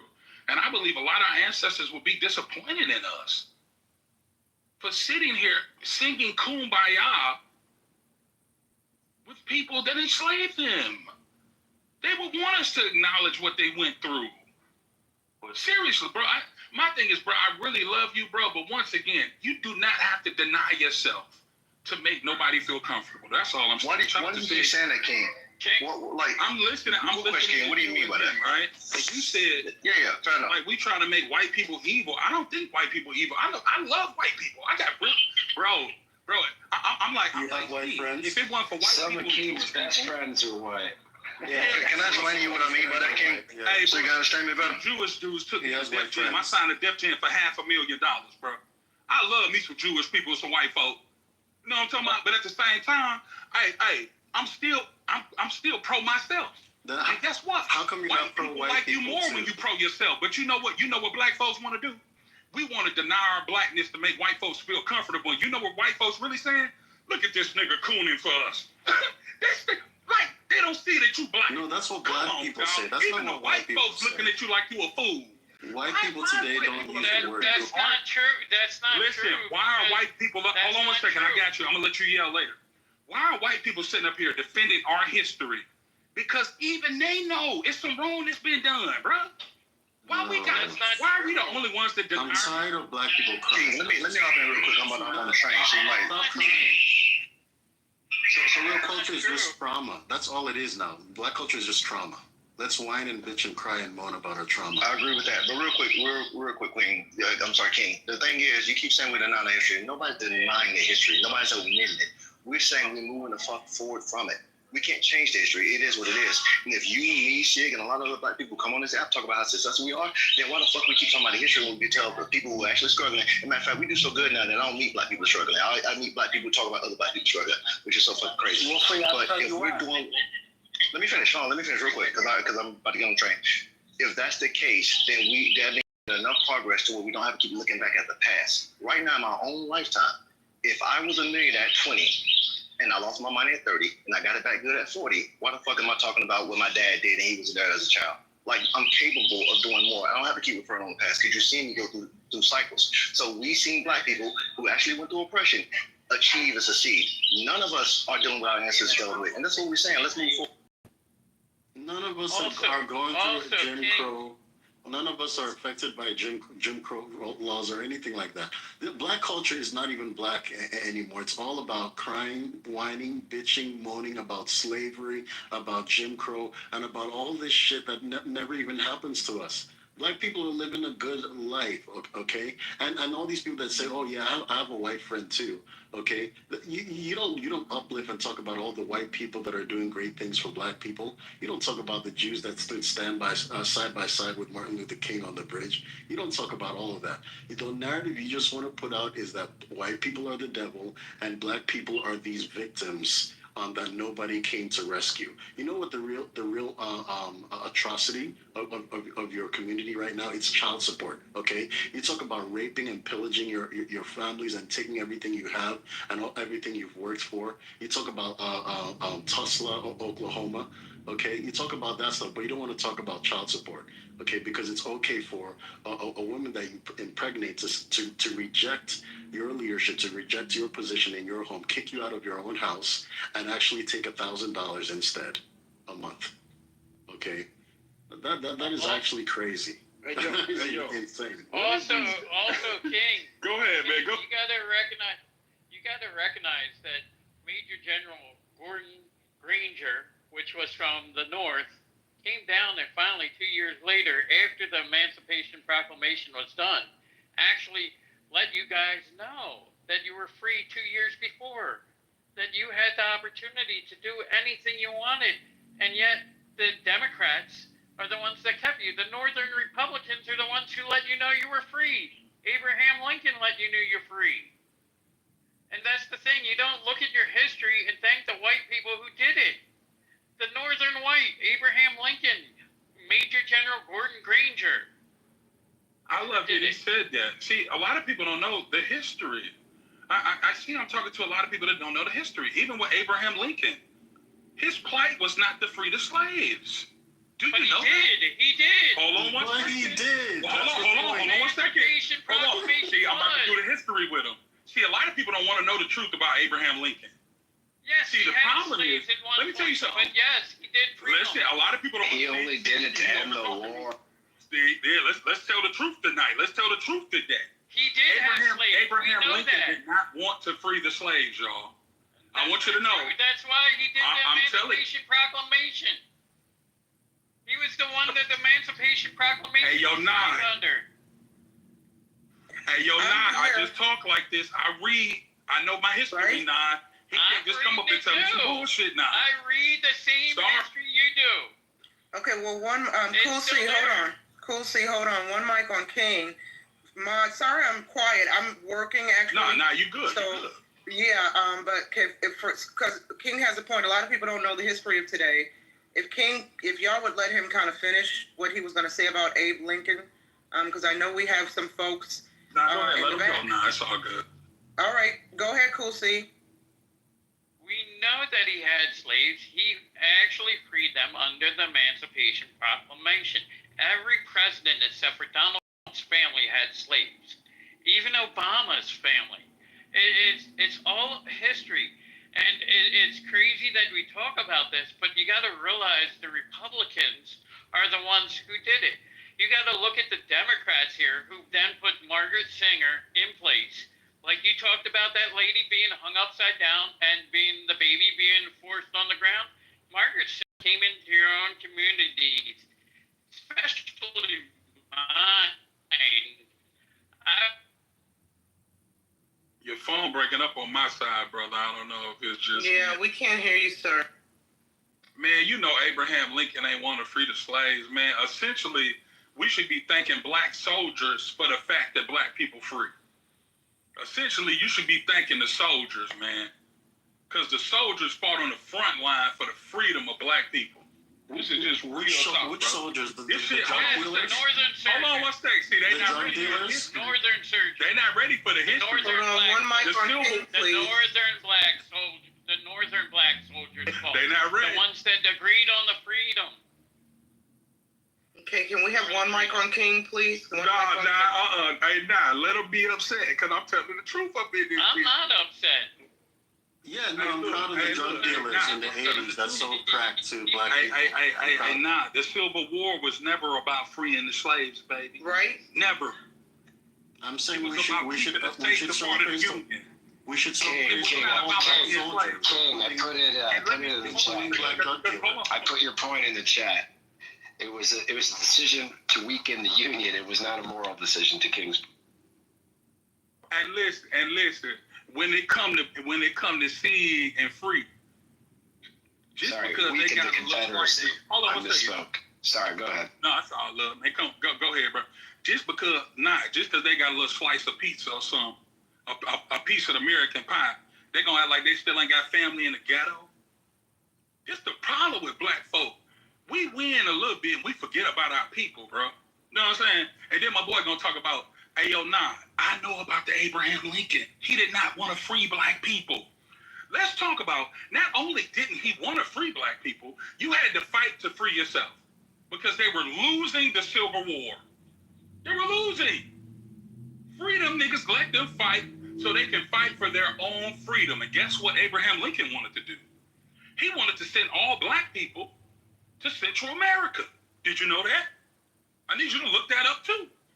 When he freed black people, he wanted to move us. You better look up your history, y'all. I'm telling you right now. Yeah. Hey, yo, nah. I just talk like this. I know the history. Okay? So the brother now, he wants to make the Republican Party look so pretty. I got you. I'm not mad at Republicans or Democrats. The only reason why I can't be a Republican is because they'll say, pull yourself up by your bootstrap. Well, give me a boot, bitch. You paid reparations to everybody else. But a motherfucker, this is my problem. You say pull yourself up by your bootstrap, but you had to boot 400 years and still won't give us the boot. But you know what you'll give us? A holiday. Thank you. No repayment holiday was given to you by the Democrats. This is what King is saying is correct. One mic. One mic on King. He's preaching to us. Let him lecture. I can just say something. I just want to respond real. Go ahead, Moose. Yeah, I'll say real quick, it's kind of a half joke for a little levity here. Things getting a little tense, but yeah, King, you got to remember they gave the black community a holiday so you can get those said boots to pull yourself up on the bootstraps half off. You get that half off discount sale. Yo, but I just wanted to say real quick. On top of what King is saying is correct, but also somebody was spreading like a misconception that we have to credit only Northern black soldiers for the emancipation. That's completely false. 1835, 1836 is the Black Seminole Rebellion, where they joined forces with natives that had a great impact and influence over the decision of the Emancipation Proclamation that happened about 30 years later. Don't credit only Northern black soldiers. Many around the country were fighting for and succeeded. King's got to come back in. Go ahead, King. The Whig Preach Party.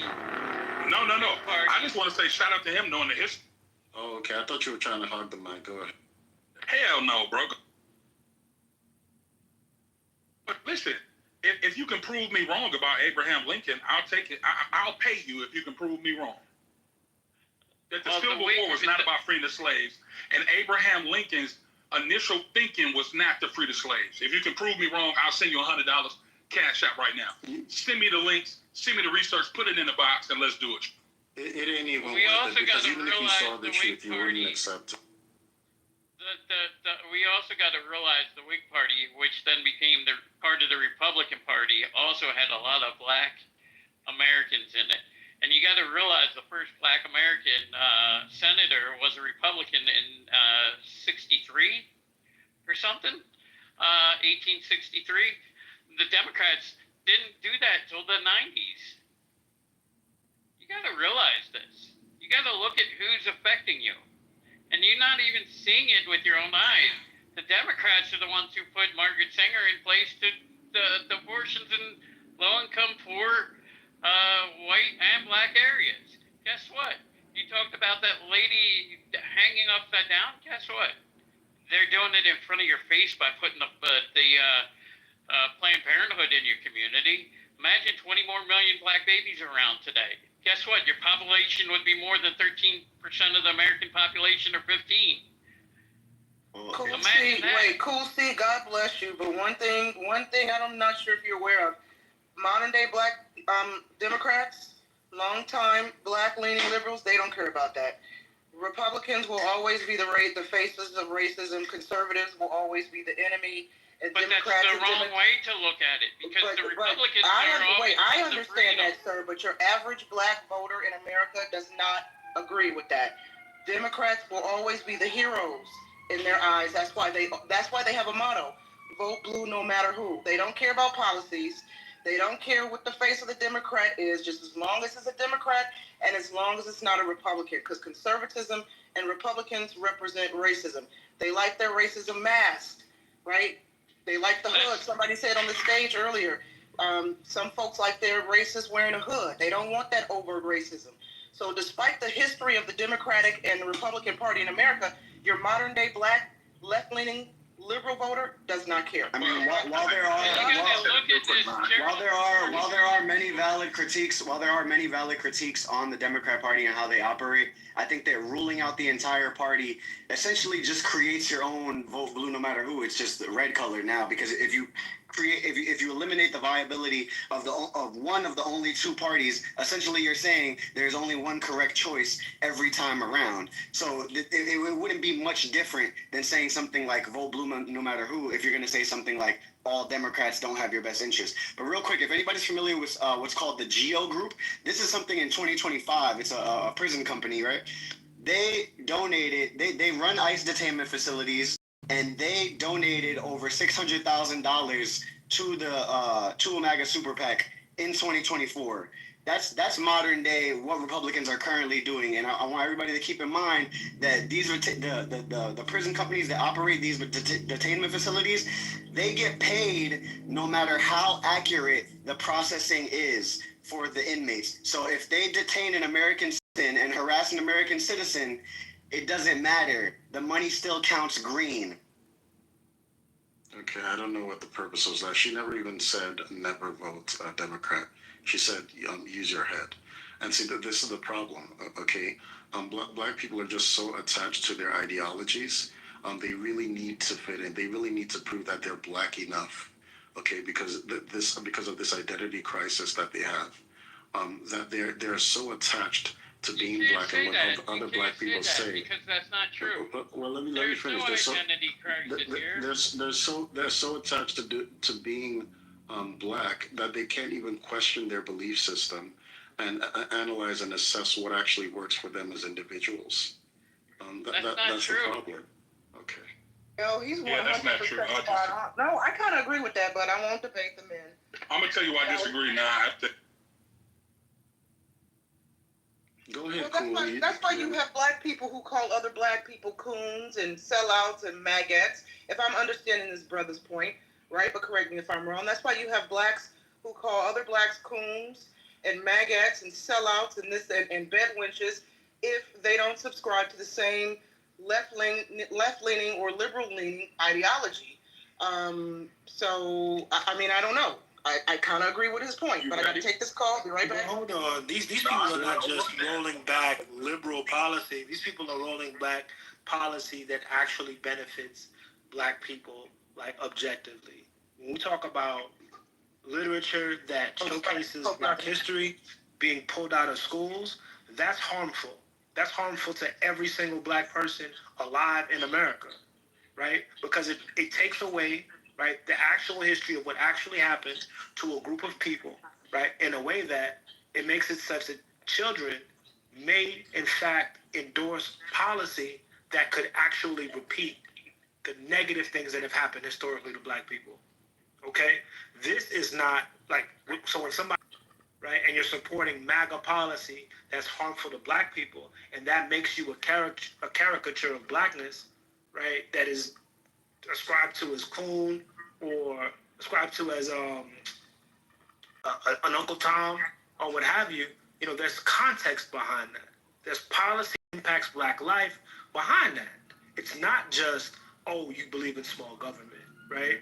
Black people have believed in small government for a long period in time, and they were never addressed as such. It's the party, the Republican Party, MAGA in particular, has gone beyond simply small government, simply no foreign intervention, simply classical Republican ideology, and people that don't recognize that are incredibly obtuse, if you ask. So, just real fast, what up, Moose? Sorry, I didn't mean to step on your toe. No, all good. Truth, good to see you. Go ahead, bro. Appreciate you. I'll make it quick. I just want to correct the record because it was stated earlier that Republicans had a better history on civil rights issues when it comes to when it comes to civil rights issues. While that is true, that's literally the case. Like, they have good history.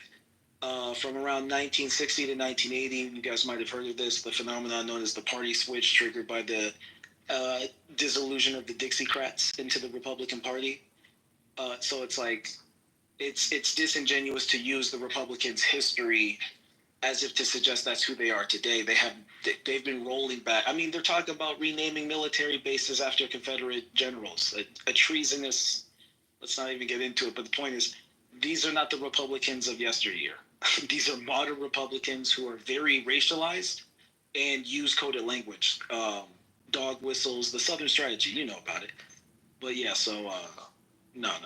And that being said, last thing I'll say, I hate when I hear people say things like, "Oh, blacks are on the Democrat plantation." No, we're not. Okay, I'm 33. I've been black my whole life. I've yet to meet the black man or black woman who's like, "Oh no, rah Democrat, rah." No, it's more like lesser evil.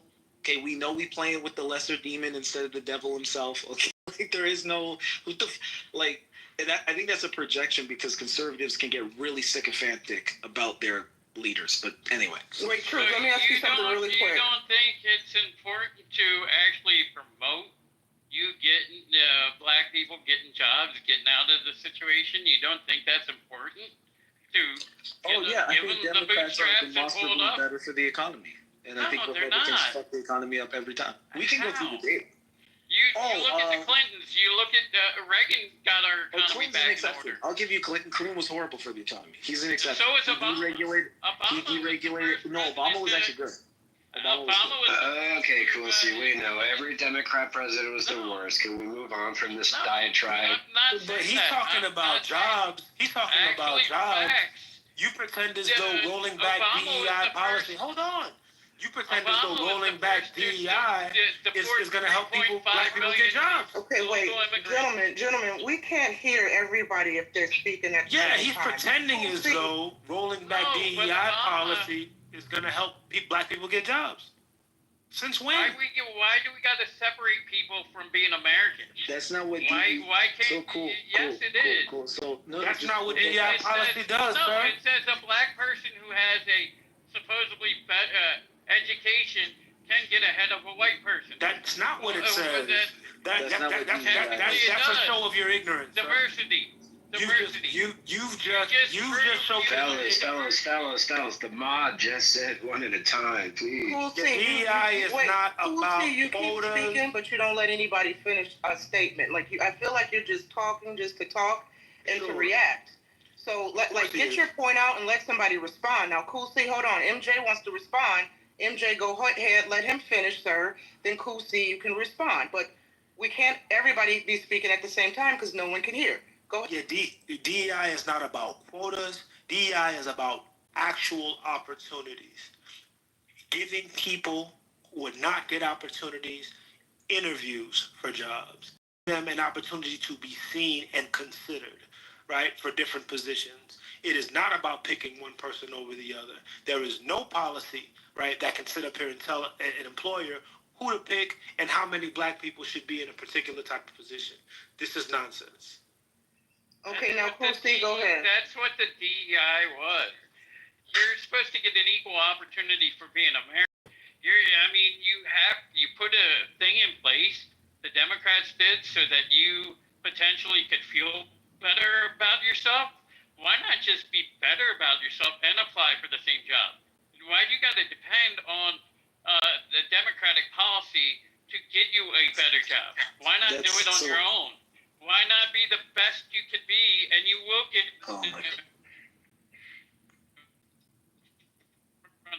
the right person? That's what a lot of these people. Okay, Truth, go ahead, Truth. I see you off mic. Go ahead. Thank you. Yeah, so cool. So you're unfortunately you're victim of a lot of propagandist talking points. If you do this right now as I speak, you can go to ChatGPT, you can go to Google or your favorite search engine, whatever, and just look into DEI. Really search these terms: DEI propaganda versus truth. Right? What are the narratives around it, which you're repeating, showing that you haven't actually done research on yourself, versus how it actually functions. So first thing, one of the worst lies: there's no quotas. There's no quotas. Now here's where the myth of quota comes from. There is auditing. So what happens is DEI is essentially an executive order that constitutes a set of procedures in which we can ensure that there are fair hiring practices. Now, realistically, the executive office is not about to finance the needle in the haystack for every single corporation trying to find the fucking racist. That doesn't even make any sense. So rather what they do instead is when we see like you're employing 10,000 people and everybody's one gender, one race, one age range, okay, that kind of flags. We'll do an audit. We'll evaluate your hiring process. And if discriminatory practices are discovered, then it comes down on you, right? That's where the idea of quotas comes from, because people found out the ratio that saves you from being audited. That's literally it. Your idea of it being forced on them is ironically them trying to skirt the system so that they don't have to get flagged, because they probably are discriminatory, right? Also, just man to man, common sense to common sense, right? If I start a company, I'm probably hiring my brother and my cousins, right? If we're all the same race, and there's a history of another race being treated as a second class, when do they get a chance to even get a leg in? I always got a friend, I always got a brother, I always got a cousin, I always know a guy who knows a guy who knows a guy. What are the odds he's ever black? So even if you take racism out of it, if you want the system to give black people a fair chance, in other words, we're not saying give us a handout and hire some guy who's not qualified. We're saying there is a guy who's qualified. We can prove it, and that is demonstrable, and that will be a discriminatory hiring practice. Because if we can show, oh, here's a perfect black candidate and you didn't hire him. Why? Why didn't you hire him? We looked at his resume. We looked at his credentials. We looked at his qualifications. Why didn't you hire him? Oh, well, because he didn't fit the culture here. Okay, you're racist. So, like, and that's how it's proven in court. This is not, what do you even think America becomes? A game of feelings? No, it's law, it's order, it's fucking legal document. You have to prove shit. Someone has to sign off on it. People are liable for these decisions.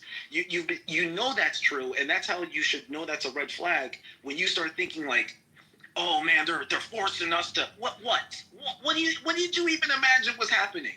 That like qualified black people are like flooding into positions? Like what the fuck? Anyway. Hey, thank you, Truth. Sheprek? Is it Sheprek? Go ahead, sir. I didn't click on your PTR to see your full name. I just see Shep and WREC. So. Yeah, no worries. I just had a question. Do you think the pushback on DEI would be as great as it is right now if we hadn't moved over from like hard-coded kind of genetic breakdowns to preferential inclusion within the DEI kind of atmosphere? This is a question for hard-coded genetic breakdowns. Yeah, race, culture, female, male, as opposed to preferential. I'm still not sure I understand the question. Preferential would like be nepotism. No, preferential would be like sexual attraction, like from the DEI aspect, sexual preference, gender bias, things along those lines, outside of male-female. The inclusion of preferential as of the person. I feel I am this, or I prefer this person to be attracted to. I prefer to wear these items of clothing, as opposed to hard-coded African American versus Asian American versus white versus those hard-coded genetic factors that prior to the past few years, the inclusion of other groups into the. If I'm understanding what you're saying, you're basically asking if the gender abolition movement played a role in the downfall of the marketing of DEI or the public perception of it. I think that's actually a pretty fair question, because it's like, realistically, if you just focus on DEI and minorities, I think that's more palatable. But once people start conceptualizing, oh, you got to hire this gender non-conforming person, and that makes a lot of people in the country uncomfortable. I can see that.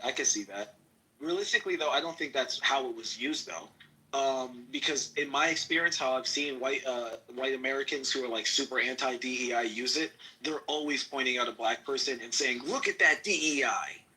Anytime they see a black person who's incompetent, DEI. And it's like, it has nothing to do with queerness or any type of gender. I do see what you're getting at, but in practice, that's not how it's. No, they're not complaining about that. They're complaining about brown skin and they're pissed. That's why brother, they're renaming the military bases after the Confederate generals. Can we stop with the charade? Can I also have nothing?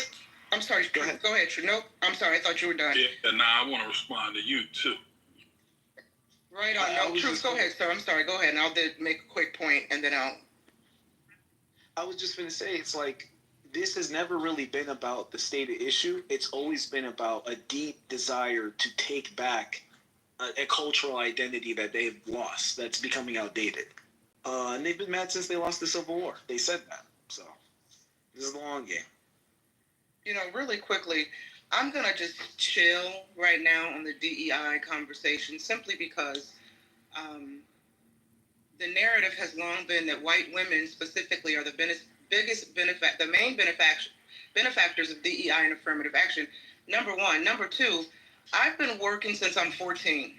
Now going to transition with my adult life when I moved to California, began working at the age of 21, primarily in corporate America, to the age I am now, my big ripe age at Generation X age, right?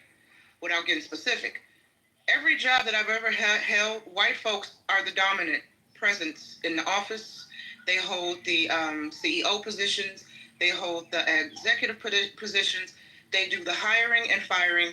And my lifetime has proven the age-old theory, black folks last hired, first fired.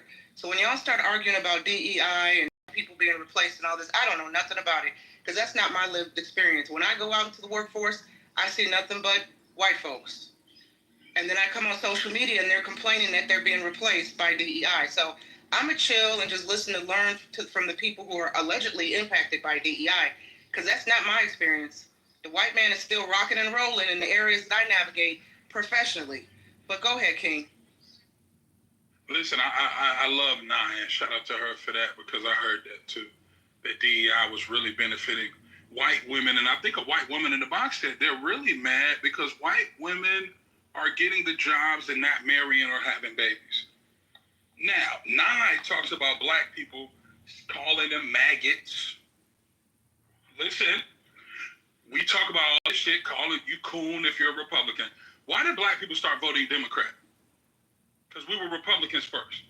And I need Nia to think about this because, sometimes we like to make black people seem dumb, right? All these black people back in the Democratic Party, why? Because they got good fried chicken? What is it? I didn't know it was KFC. The short answer, black Americans started voting Democrat in the 1930s and 1960s because Democrats finally started what? Supporting civil rights and economic help, while white Republicans shifted towards conservative white voters. Why the switch? Democrats eventually backed equality. Republicans chase racist white voters instead. Come on now. No, I hear you, and we gotta wake up, baby. Disagree. I agree. We gotta wake up, baby. Yeah, so and Republicans gotta do something for black people other than give us Trump's toupee. I like his toupee. He looks like Garfield to me. Well, hold on, but Ken, you won't get any pushback on that from me, sir. Let me just say this really quick. My only issue is now, when you have black people who when you have black folks who, like me, who were longtime Democratic voters, who one day woke up and said, you know what, my political party that I have supported since I became voting age, for some odd reason, I blinked and they just moved too far left for me. They're the people that they uplift, the leadership, the topics, the policies that they support today don't align with my moral code. And so I'm like, listen, I don't want to vote for this party because this party is fringe now. They didn't always be that way. Something happened in the last decade or less where the Democrats just went too far left, and you have longtime Democratic voters and politicians who are abandoning the Democratic Party for that reason because of their policies. And because we have in our community today black people who are like, you know what? I don't support the Biden administration, or I don't support Kamala, or this, that, and the other, whoever it is. I don't want to vote for these people. Then they're called coons, sellouts, et cetera, et cetera, et cetera. So that's my point, sir, and I'm not going to disagree with anything you're saying because you're spot on, and I agree with that one. Nah, I'm with you. I just think that black Republicans have to have grace for black Democrats. Because you never ask, why did we switch? You get what I'm saying, Nah? So I think that Black Democrats are looking for something more Republican Party than just a candidate with a nice toupee. King. But I like Trump, though. King, really? And I want to say this, too. Sometimes the problem is you're a conservative, baby. A lot of people don't know what conservative and liberal is. Sorry, my grandma don't know. Okay? Grandma, do you know you're liberal? You're voting for the gay man? And shout out to the gays, no problem. Do your thing. But I'm not going to go to church tomorrow with conservative views, but then vote Democratic because she doesn't understand the difference between a conservative and a liberal. You can be a conservative Democrat. You understand that right now? Absolutely. But King, check this out, though. We have Democrats right now who can't even define what a woman is. As a woman, I have a problem with that. They put our first black Supreme Court Justice, Ketanji Brown. They asked the sister, what's a woman? She said she couldn't define it. Then you have black folks saying, well, she was playing the political game. No, she wasn't playing the political game. There's this mentality in the Democratic Party now where we have to protect men who identify as women. They say the male rapists, the kitty diddlers, these violent men can be housed in women's prisons because they identify as women. They can be in the spas with women, walking around with their schlong, hanging out because they identify as women. They can transgender the children and put them on mutilation drugs, right? Because of so-called gender-affirming care, which is completely made up, right? These are all coming out of Democratic policies, which are weird. And your average hardworking voting American doesn't care about all this stuff. Kamala Harris went on that HBC tour while she was running for presidency. She spoke to black women at HBC schools.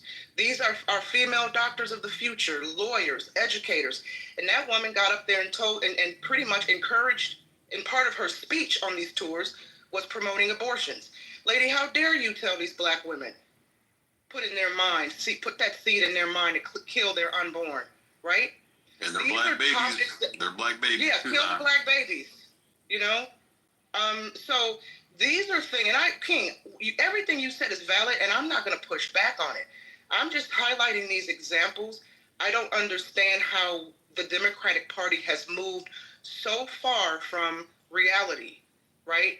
Men and women's sports. We've gotten to the point now where you have Democratic leaders and conservative leaders and voters and supporters on both sides now in the 21st century, 2025, arguing about the biological differences between male and female, and you have some people saying it's not a thing.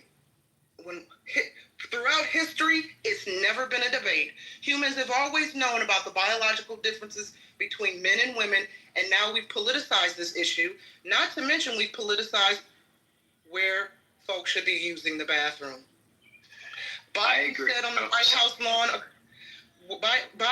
White House lawn a couple years ago, I think it was Transgender Day of Recognition or something. This man actually said, and y'all can pull this up on YouTube, that transgenders are the most bravest people that he's ever met. I was offended by that because I'm like, well, wait a minute. These are the most bravest people you've ever met?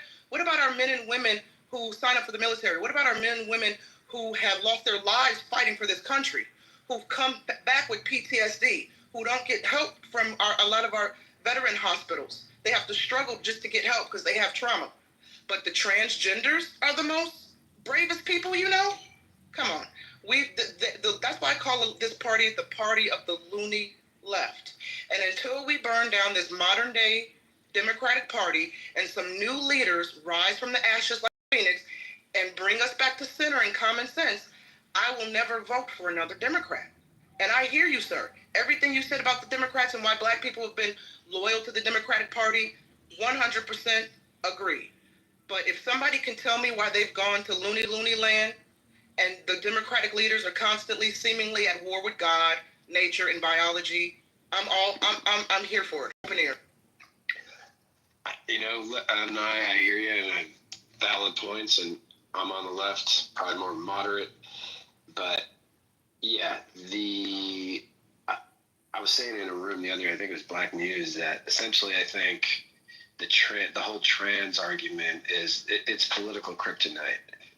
for the left. And, this is a hill they want to die on when we're talking about, what is it, approximately 1.6 million adults and youth identify as transgender. This is less than 1%. It is 0.6% of the U.S. population. Now, I'm not saying, well, it's just so small, the heck with them, they have to figure it all out. But you need to put more energy, more fervor to issues that the majority of the country can rock with, can relate with, So the problem now is that we're so polarized. The left, thank you for saying left loonies. That's far more tolerable than what a lot of our friends in the chat like to do, is the infamous the libtards.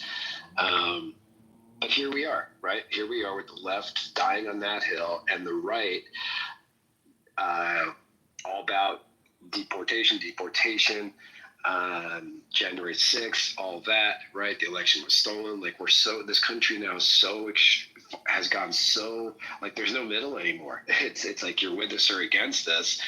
And it's hard to, it's not to say, it's just very hard to say, well, but look what the left is doing and look what the right is doing. Because honestly, I think both sides have gone Looney Tunes. It's like we're at a place now where we are, like, people are getting jumped for political. And we're not even racist, like just for their political views, like at these rallies whether it's No King's Day, or whether it's January 6th, or whether it's the election and 2020 and all that. Like it's like, how did we get here? Like, have we been here the whole time and America has made its bed and this is where we're at? I don't know how we're gonna mend this wound that has divided us so deeply, but I think to say that it is all the left or it is all the right, without either side taking any accountability, is even crazier. I love what he said. Shout out to Nye. Listen, I want to say this to Nye because I love Nye. I really do. So smart. I showed you why black people switched to the Democratic Party, right? I broke that down. I want to ask you, and I want to ask the black Republicans, what are you really benefiting from the Republican Party? What are black people benefiting under Trump that they wouldn't benefit? Hold on, I got you. I understand. It's true. What are black people gaining under Trump that they're not getting, that they wouldn't get with Kamala? Because for you to be a black woman, I want you to hear this. For you to be a black woman, and I get it, Kamala, she washed collard greens in the tub. I don't like her either. But for us to say that Kamala wasn't more groomed, I want you to hear this. For us to think that Kamala Harris wasn't more groomed, wasn't more poised, wasn't more presidential than Trump is crazy. We're brainwashed, nah? Because I'm asking you now, once again, what has happened better for black people up under Trump than what happened when Joe Biden was in office? You got to tell me that. Because if you want black people to really shift, you got to show black people the change that we're seeing as black Republicans versus being black. Okay, let me just say this, and I have to speak from, I can only speak my truth, and I have to come from an individualistic point of view. Okay. First, let me make clear, I'm not a Republican. I've never voted Republican. I've always voted Democrat. But I was very, very disappointed in the Biden administration for a number of reasons. And when Kamala Harris was grilled about how her presidency would be different from Biden's, and she said it wouldn't be. And then when she said, a couple years ago, I'm not going to do anything for black people. Well, no, I'm not going to write policies that support black people. I'm not saying that she was not deserving of the presidential ticket. She just wasn't going to get my vote because I didn't want to deal with 4 more years of the Biden administration. I didn't like how this administration handled COVID. Okay, now I know the argument can be COVID started under Trump, but it was really A lot of the COVID policies coming out of the Biden administration, I didn't like. I really didn't like. Listen, I'm pro-woman all the way, right? I support women, staunch advocate for women. You know why I voted for Trump for 2 reasons. I can't tell you how Republicans or Trump are going to be better for black people, because that's never really been my stance. I voted for Trump for 2 reasons. One, I didn't want this administration again because of how they also, their LGBTQ plus MIA policies. Remember, this is the same liberal-leaning politicians. I'm not saying Kamala or Biden, but liberals the past 4 years are the ones who've been coming out saying, we can't call pedophiles anymore. We need to call them MAPs, minor attracted people. Then I started seeing in certain states, right, LGBTQ politicians in office rewriting laws to protect pedophiles. Look it up if y'all don't believe me. I said to myself, if I vote for liberals again, will they legalize and romanticize pedophilia? Because I see it coming. They're using this LGBTQ umbrella to normalize pedophilia. And again, I work in news, so I probably see things and read a lot of information that comes across my news desk that most people don't see. My vote for Trump was a vote against degeneracy, and hear me out. I'm not saying Republicans and conservatives are perfect, okay? I'm not saying that they don't have their own issues with PDFs, pedophiles, and all that stuff. But I wasn't going to take a chance on this administration with supporting more of anti-woman policies, right? I voted for Trump when Trump said, we're going to get men out of women's prisons. We're going to protect women's spaces. We're going to protect women's sports, right? Trump got my vote for primarily that reason. And because my vote for Trump was a vote against the loony liberals, i.e. Biden. Now, if there was any other Democratic candidate whose ideology represented my moral code, who I felt was for the Americans, wasn't pushing abortion, wasn't pushing transgendering the children, wasn't pushing putting male violent criminals in prisons with women, I would have voted for that individual. So, King, to land here, I can't say how Trump or Republicans would be better for black folks, because I've been a long-time Democratic voter. But the modern day, i.e. the past 4 years or so, of Biden-Harris and some of the far left-leaning voices that media and politicians and Democratic voices have elevated has turned me away, has soured my taste for this party.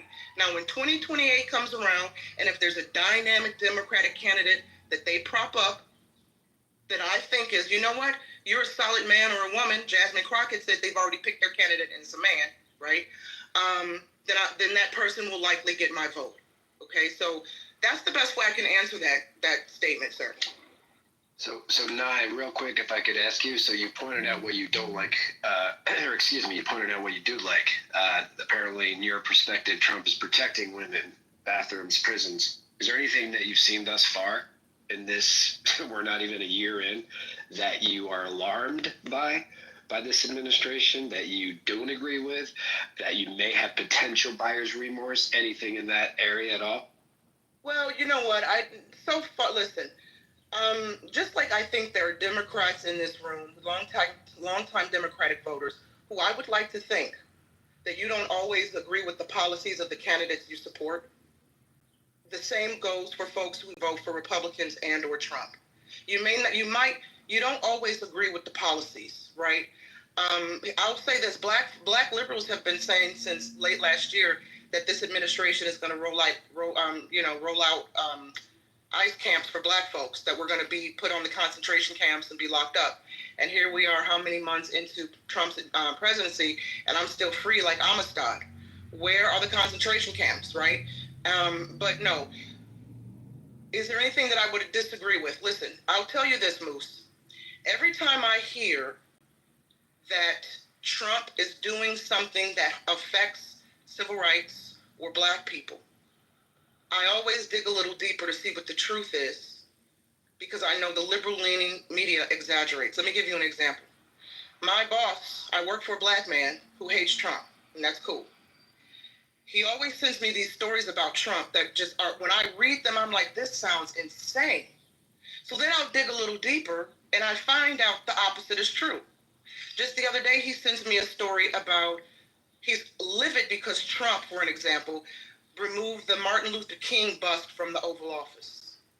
So I said, okay, I read the story. And what the story that he sent me failed to include was that he moved it to the Oval Office, but put it into another room in the White House where he holds meetings and lunches and et cetera, et cetera. So the story that I was sent was he removed the bust altogether. That's not the case. He just positioned it into another part of the White House. Am I supposed to be outraged every time this white man removes some sort of symbolism of black history from the White House? I can't waste my energy on that, because half the Negroes mad don't have black symbolisms in their own home. They pray to a white Jesus, right? Wake that shit up. Ooh. You know what I'm saying? So no, I'm not gonna, and then with the immigration policy, Trump said that, he's going to remove the illegal criminals. Now, I know the debate has been that some of the people that are being up are actually American citizens. Do I agree with that? Absolutely not. But I do believe that folks are entitled to their due process, right? But I also don't believe that Trump is going to be successful with this push to get, how many millions of illegal immigrants do we have in this country? Will he be successful in getting all the criminals out? Absolutely not. But that's also not a hill I'm willing to die on. So to answer your question in a nutshell, do I have body remorse? So far, no. But again, I welcome examples from anybody on the stage or in the audience who's like, nah, well, did you know he did this? Did you know he's doing that? Did you know? I'm open to having my mind changed, right? Yeah, just one quick.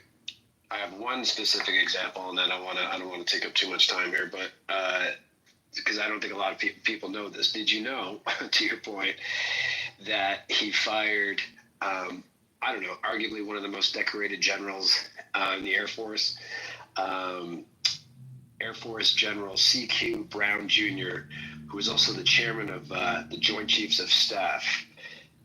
He was only the second black general to ever serve as chairman. The article in the AP Associated Press says it definitely sent ripples through the Pentagon. He was apparently this highly decorated general, impeccable record, was very vocal in his support for BLM and after George Floyd. I'm not saying that is why he was fired, but when Trump was pressed to come up with any reason, any performance issues, I mean, we're talking about this man was literally in the war room dealing with the Ukraine war and Israel while all that was going on. Like top literally, top officials advising the president, all that stuff on war.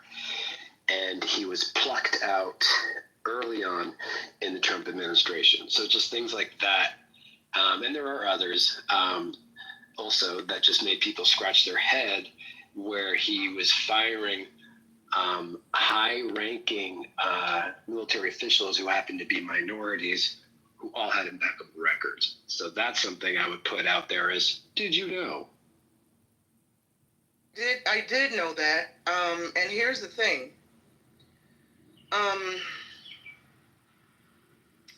How can I say this? Because I don't want to say this as if I'm being dismissive to what you're saying, because I'm not. It is very concerning and makes you scratch your head. But you know what really made what made me scratch my head? Really? When Biden won, was it the 2020 election? And everybody was like, oh, the election was stolen, et cetera, et cetera. And I see the article. I'm grabbed the link. Thank you. You know what Biden said? How many of y'all remember what Biden said during his victory speech? He thanked black women. He said, without black women, I wouldn't be here. And I promise you, I'm going to take care of you. And that man went through 4 years and did absolutely nothing for black women. We got Juneteenth, and we got his policies. He told the schools, I'm going to hold back public schools. I'm going to hold back lunches and free lunches if you don't teach transgender ideology to the children. He gave us a black Supreme Court justice who couldn't even define what a woman is. We had a vice president who campaigned on aborting the babies, right? So these are it's like I have to pick and choose which narratives I'm gonna exhaust my energy on. So I hear you, Moose, and it is disturbing.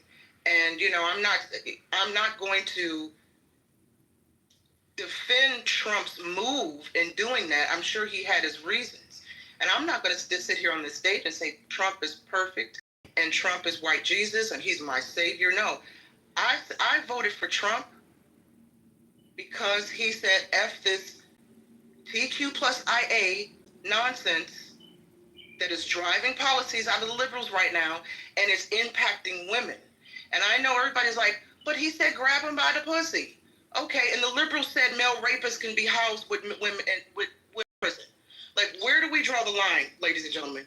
If I have to go with the policies that are not going to push us completely to perversion, right? Trump is not perfect. Biden is not perfect. Kamala's not perfect. But black people they never have any smoke for the weirdo Democratic leaders that they uplift. Forgive me, people, I don't have Trump derangement syndrome. I just don't. I don't have the energy to have Trump derangement syndrome, okay? You have to remember, I know we all live in multiple timelines and multiverses. Nye McGee has already survived 4 years of Trump when he was president, okay? And my life was not topsy-turvied. I don't know any black person whose livelihood was topsy-turvy during Trump's last administration. And believe you me, here's the thing. When Trump was previously president, I had Trump derangement syndrome.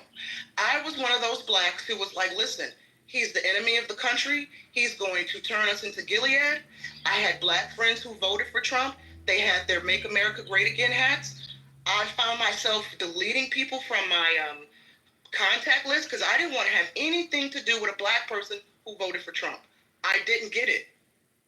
And then one day, I woke up. It was long after he was out of office. I said, wait a minute, why did I have TDS? I started listening to the media and realizing, this is what's happening. This is what's going on. Then I started, again, in my capacity as a media person, working in the news media. And oftentimes when in the media, you get access and information that is not presented to the public. So I was presented with a lot of information from my folks who work in the legacy media about the real reasons why the media is pushing this anti-Trump, Trump is a racist narrative. But we don't have to go into that room, to that space today, because I don't want to derail. I don't think some of us are ready for that, right?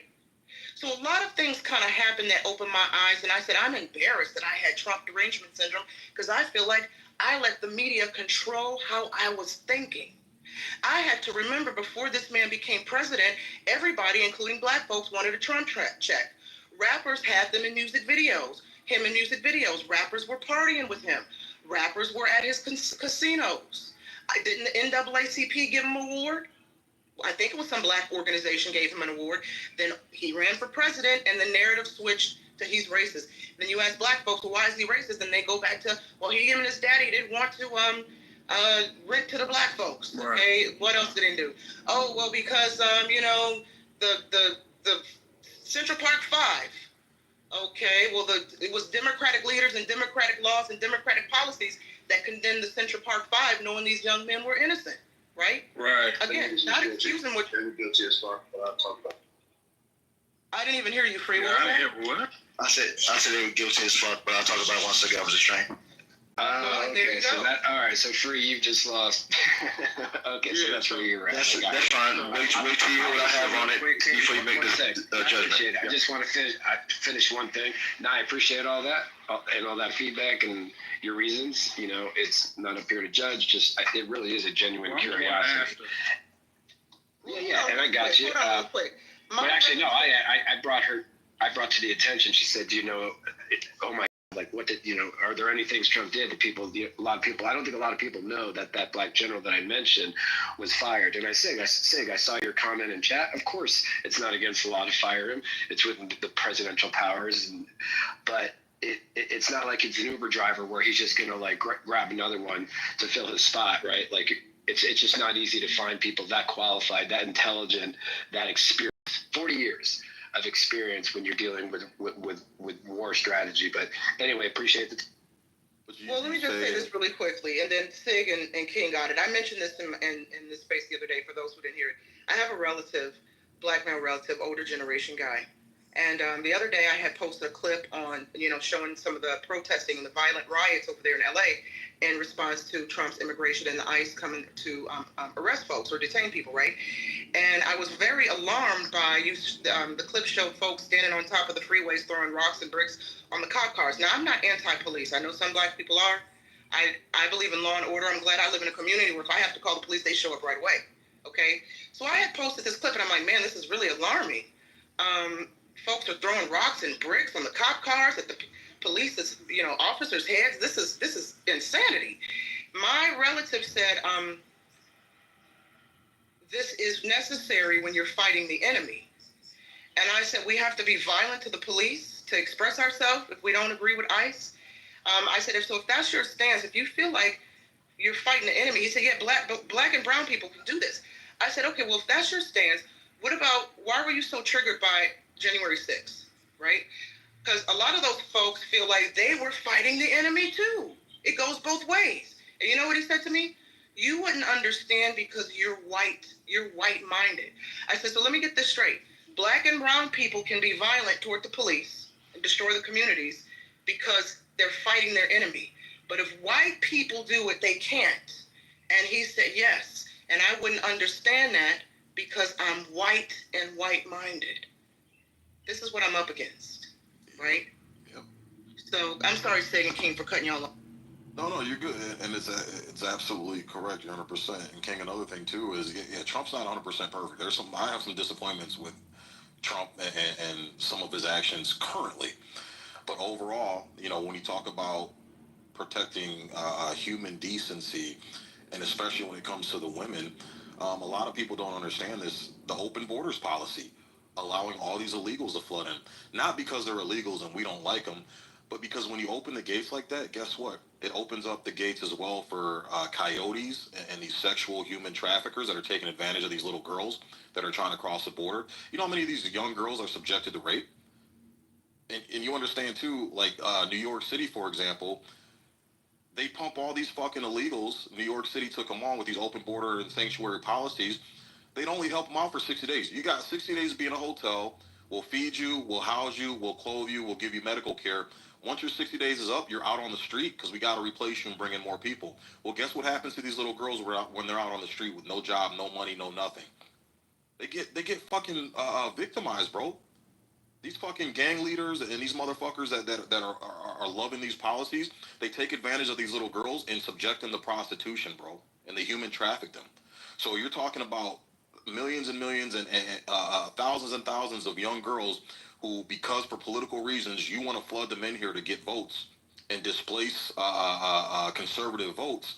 Now you're subjecting these young women to prostitution and human trafficking and sexual traumatization and victimization. Nobody ever talks about that part. Chicago's another prime example. Not sure if you saw the clips, but if you look at the Chicago meetings, there's a lot of heat. Black people have a lot for Brandon Johnson over there. Why? Because he deemed Chicago as a sanctuary city. Not sure if you heard the story, but hundreds and hundreds of black people showed up at these fucking meetings to tell Brandon Johnson about himself because these recreational post school curricular activity areas where these black kids play football and baseball and have a positive place to hang out and have some structure outside of school, cut that down to house illegals. They put cots in there and shit. So now these black kids were displaced from their own neighborhood and their own recreational centers where their taxpayers go to fund after school extracurricular activities. Now these black kids had nothing. Why? Because these facilities were filled to house illegals.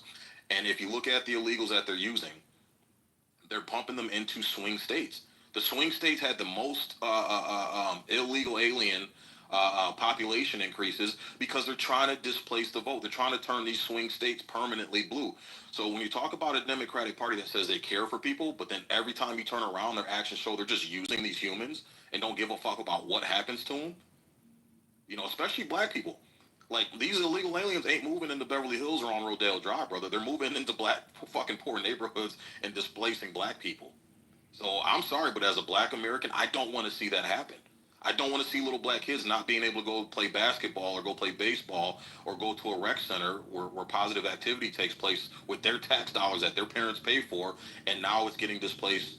They're getting displaced by illegal aliens. So that's another. CEO, what you think about what you're hearing, bro? Shout out to Sid, for real, man. CEO, what you...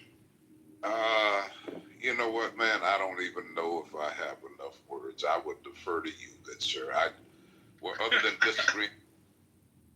disagreeing vehemently with Nia and Sig, but respecting them as moderators and humans that have experience, it's such an exhausting space to understand that this is what we believe, right? And there's just so many points. Let me just ask you this real quick, Sig. You said Detroit, right? Where did your grandparents on either side come from before they got to Detroit? Well, my grandparents were from Detroit, but their parents, my great-grandparents, came from Alabama and Georgia. Okay, so my family was... all the people that talk about Chicago, Detroit, St. Louis, Pittsburgh, Gary, Indiana, Baltimore, the Great Migration, last pandemic. This is a quick history lesson for all of us, right? This was around 1919, right? Coincidentally, these pandemics were 100 years apart. That's really weird. Some of the same circumstances happened, right? Because back then, what they did, they used the xenophobia to speak about your grandparents, Sig, just like you're speaking about this existing immigrants, right? They said the exact same verbiage, right? They basically said these degenerate people are displacing the good white folk of Detroit. They literally said, this is our area. They're coming to our cities. They're taking our wives. They're taking over the city. They're taking our jobs. They carry diseases. I don't know if they said they're eating cats and dogs. I got to do the research on that. But pretty much everything else they said. They were criminals and so forth and so on. But that didn't stop your grandparents from migrating from the south to the north in search of a better job. But here's the reality about your grandparents that Sig, you know. They weren't degenerates. They didn't carry diseases, probably based on your history and who you are as a good person. Probably didn't take anybody's house nor their jobs. Actually, in that era, they contributed to a booming economy in the Detroits of the world, right? So imagine you parroting information that they use to the xenophobia that they basically use this propaganda to make people hate you, to create some of the largest race riots in the history of our country post-Jim Crow, right? And what I'm saying is we really have to learn history in a proper way so that we don't repeat it. So yes, I said, King, you ain't shit, man, because you got me into this. You set me up big time. You ain't shit, King. But at the end of the day, I just want to be careful, man, that when we're talking about it, that's how Trump describes these people, right? We want legal immigration. Barack Obama stood for legal immigration. There's a bipartisan immigration bill. But this notion that the Democrats just want these people to come in to vote, they can't vote. They're illegal. They don't have an opportunity to vote. So that doesn't even make no sense. Well, I hear you. No, before you push back, hold on a second. Okay, yeah, no worries. I know this is triggering sometimes, but here's the point. Beyond litigate, let's not litigate that point. So many wonderful points here. Here's the part that I would love to hear you litigate, but I want to hear King speak first, if that's okay with you, Sig. Well, because you're addressing me correctly. I just want to be able to respond after. But go ahead. Cool. You guys went 20 minutes pro-Trump. I'm just saying 5 minutes in the spirit of Juneteenth for the black folk, for whatever it's worth. Right? For American folk, rather. But all I'm saying is, I just hate the demonization of cultures. Right? Are there some drugs that cross the border? Are there bad actors? Are there criminals? Is it illegal to cross the border? Yeah. Do Democrats want just an open border? No. Right? Are Democrats looking for the the competitive advantage? Let's let them all in so they can vote? No. Why? Because they don't have the ability to vote. So what I'm saying is, I just don't like the fact that we think that Central Americans and South Americans are a bunch of lewd, rude criminals that just come over to demonize and take advantage of little girls and all of that, because that's the same story they told your grandparents, and it made it hard for them. I'll just leave it there. Let me just stop there. Go ahead and please give King an opportunity to respond. Yeah, I'm gonna Yeah, I'm gonna let him talk, but I just want to address a couple things. So you said Obama was pro-immigration. No, he wasn't. You understand? Obama had the nickname of deporter in chief. You remember when Alex AOC went on to Fox News, not anywhere else, just on Fox News. No. This was before Trump was even. This was his first term, bro. This was Obama was deporting motherfuckers left and right. This was before Trump was even talking about running for office. He had the nickname deporter in chief. So again, you remember when AOC went and was crying and complaining? Go ahead. I didn't say, Jesus Christ, man. You talk about me and my anecdotal shit. You keep referring everything through your own personal lens. I'm not talking about what you called him or didn't. This is what the general public called him. This is a nickname that was coined to Obama before Trump was even a thought of being president. Your general public, not mine. This is the American general public. Deporter-in-chief was the nickname given to him by the general public because he was deporting motherfuckers left and right. And if you let me finish, when AOC was crying and whining about, kids in cages, who built those cages that Democrats were complaining about? Obama. Those were built under his administration because he was getting these fucking illegals out of here. And for you to present the notion that we're trying to say illegals are dirty and diseased, and that your analogy is flawed. Talking about Americans who are actual American citizens migrating within the borders of America is not the same as outsiders who are not American citizens coming in across the border free. So that's number one. Secondly, the thing, you can look and see for yourself. Look at these meetings, these city meetings, Chicago city meetings. There's video clips all over the place with of black people in Chicago are pissed off at Brandon Johnson because of this, and their number one complaint is that they are being displaced by the illegals because he made the official declaration of Chicago being a sanctuary city. So it's just not through my lens, and we've had several rooms over the years over this, CO, where Chicagoans have actually come in and their boots on the ground actually in Chicago, and they're testifying to this shit, that yes, they're pumping Chicago full of illegals and displacing black folks. We had people from Chicago even testifying that yes, the recreational facilities that were built for black Chicago kids to have extracurricular activities, they were shut down and now filled with cots and beds for the illegals that were coming in because of what Brandon Johnson did. And millions of dollars. Brandon Johnson just tried to take out a $30 million loan for the city of Chicago to allocate to the illegals, and black people showed up in record numbers to these city meetings because they were pissed off because their taxes are going to get raised, and their taxes essentially are going to have to pay back that loan that is going solely to these illegals and not going to the black residents that live there in Chicago. So this is, the things that you're saying, CO, this is part of what Nye was talking about. The things that you're saying are just absolutely not true, and there's abundance of objective evidence out there that people can see with their own eyes for themselves. Let me just do this. Thank you for the civil discourse. Let me just say this really quick, right? One, right, you said that it's incorrect to compare illegals from a foreign country to illegals within the country. You actually make my point. I don't know if you do that inadvertently, because what I'm saying is the same group of power figures using propaganda discriminated against Americans the same way that they're discriminating against or demonizing illegals. That's my point. It doesn't matter if they're legal or illegal. Your grandparents were American, but they still called them by the same names because the goal was not necessarily to embrace their American citizenship, but rather to keep them out of their neighborhoods. That's the point I was making, just in case you missed that. So what I'm saying is, it's the same exact thing, right? It should be easier for Americans, but back then it was not easy. It was just as bad, if not worse, for American migrants from the south to the north. They treated them just as bad, if not worse, than they did the illegals nowadays. So you're using the same racial language that they used to discriminate against your grandparents. That's a fact, right? That's not a theory. That's not conjecture. We can do the research on that part, right? I'll just stop there and move it over to. Well, I think there was one other point that you make with Chicago, right? Let me just say that $30 million. With all due respect, is that conversation and using a facility. I have rental properties in Chicago. You just have the history wrong. I'll send some articles so we don't have to waste the stage time. The understanding that you have of how dollars are spent for illegals is different, and making the case that because black people have been incentivized to join against this, you're replacing us theory. I agree with you. There are a lot of black people, to some extent, that don't understand the history of this language in the country and how bad it is for the country. King, would you please add your point now that you set me up, because I wasn't planning on. Okay, for sure. And shout out to Rosalind. I want to let everybody get in there.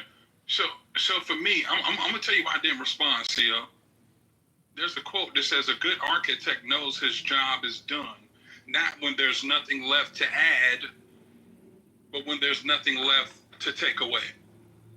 Once I heard Nye and Sig begin to defend Trump and the Republican Party, and never tell me the benefit that black people got from voting Trump or being a Republican, I was done with the conversation right there, T. I'll be honest with you, brother. But King, I said I couldn't defend that because I'm not a lifelong Thank you. Republican That's what I'm voter. saying. And what I'm saying is I love you for real, but you went on a long soliloquy and your voice is so beautiful. I mean, it sounded like Sade to me. I almost fell in love. But it's smooth operator. There you go. Shout out to Smooth Operator. But it didn't make me feel like black people were dumb per se for sticking to the Democratic Party. We said again, the short answer, black Americans started voting Democrat in the 1930s, 1960s because Democrats finally started supporting civil rights and economic help, while Republicans shifted towards conservative white voters. Why the switch? Democrats eventually backed equality. Republicans chased racist white voters instead.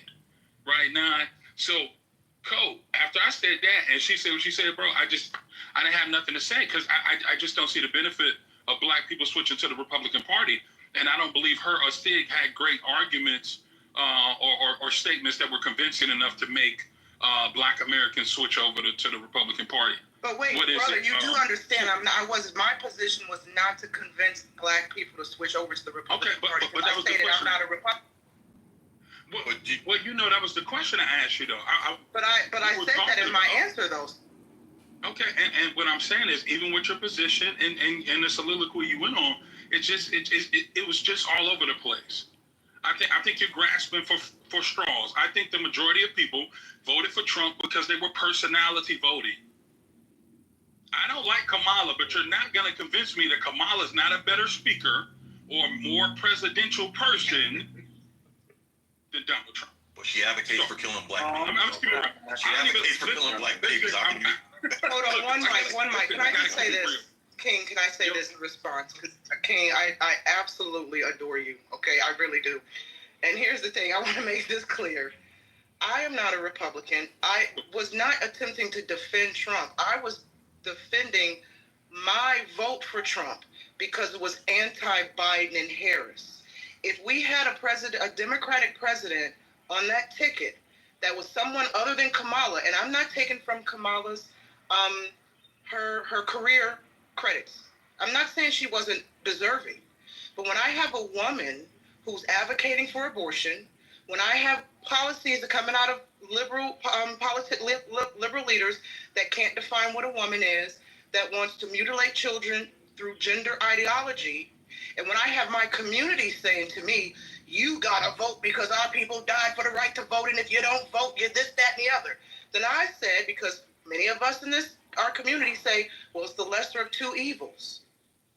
I said, my vote for Trump is a vote against this loony liberal ideology. I'm not pro-Trump, but because I wanted to vote in this election, I voted against the degenerate policies that I feel were coming out of the liberal leadership. That does not mean I'm trying to convince black people to be Republican. You asked me to explain how the Republicans have benefited black folks, how Trump could benefit black folks. I made it perfectly clear. I can't say that because I'm not a Republican voter. I'm not a lifelong Republican supporter, right? So you can call it a soliloquy, sir, but it's really not as deep as some in the room may think. I'm pro-woman, and if I'm not voting for any politician who cannot define what a woman is and who wants to put violent male criminals in prisons with women. That's Quick question. I know there's other new folks on the stage. Super quick question. So you said that you are open to a Democratic candidate in the next election who is more aligned to the main points that you've repeatedly outlined. Governor Gavin Newsom of California has actually surprised folks for being so aggressive, yet speaking out against trans competing in women's sports. I believe that was one of your key points, to protect women. So would you start thinking about someone like Newsom because of a move like that and being that outspoken, such a progressive governor, that he's actually said publicly that trans should not compete in women's sport? Absolutely not, but I vote for Governor Gavin Newsom. Isn't California the same state where they tried to pass a law? I don't think they were successful, or maybe they did. I lived in California for 20 years. I moved out like 3 or 4 years ago, so maybe somebody in California can confirm or deny this.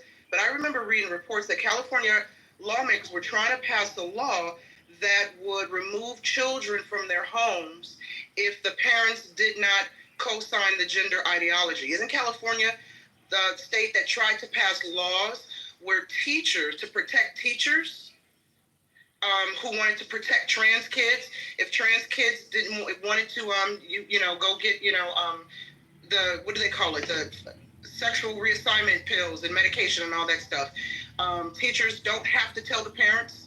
If the minors came to the teachers and said, listen, I want to change my gender, help me go to the doctor to get the pills that I need to change my gender, the estrogen pills, the testosterone pills.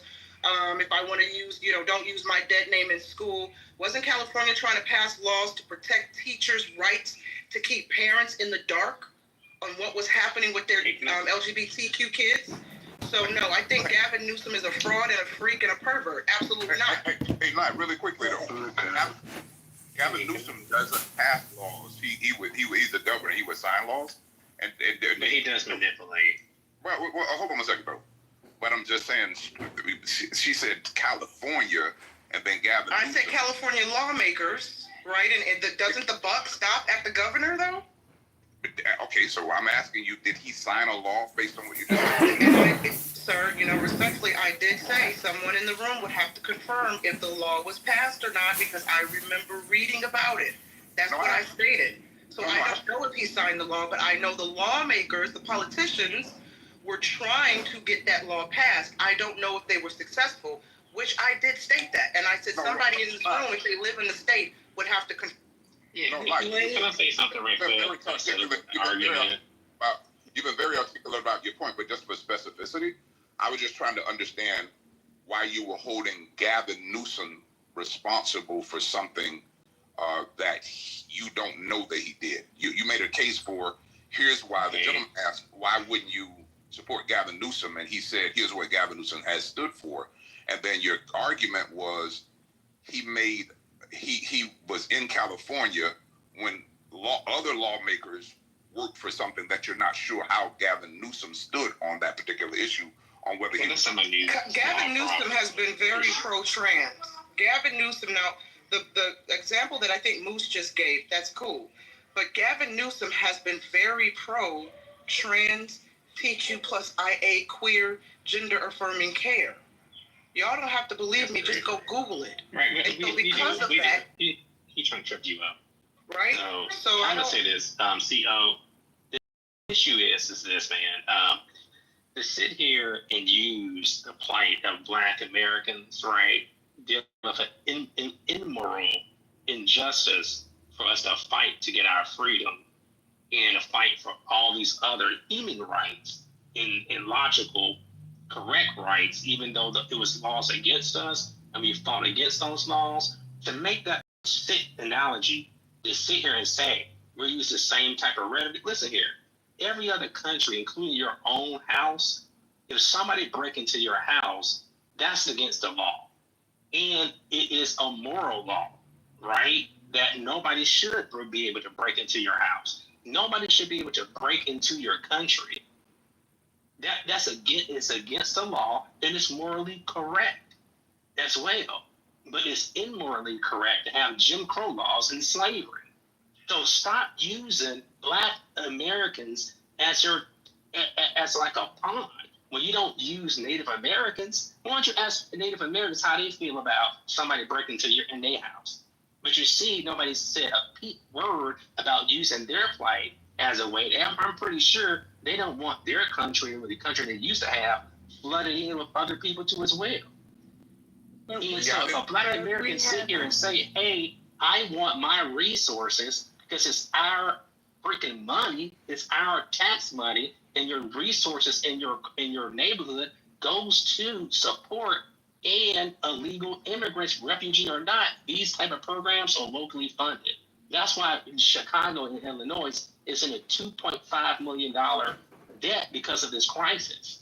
It takes the right away and the voice away from the Black Americans to say, hey, we want this. When Biden and Kamala got elected, they never said on the campaign trail, we're going to let in millions upon millions, give them complete funding from your money.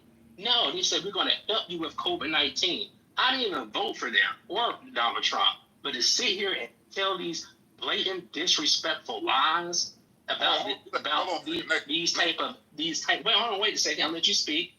Right? These motors, hold on, brother. I'm done in 10 seconds. They have motors that they don't talk about. Nathan, he's a mod. Respect the mod, Nathan. Respect the mod. Yeah, hey Nathan, I was just trying to ask for clarity because you were going on and on. Just give me this, I don't understand the disrespectful lies that you're talking about. What just give me, can you say that in a real short sentence? That's what he does. When a person say things right and say, man, CEO, I love you, right, and then you see them burning out your house, right? So it's two things. That's what's happening. They speak whatever type of game, but the results are in from the Democrat Party.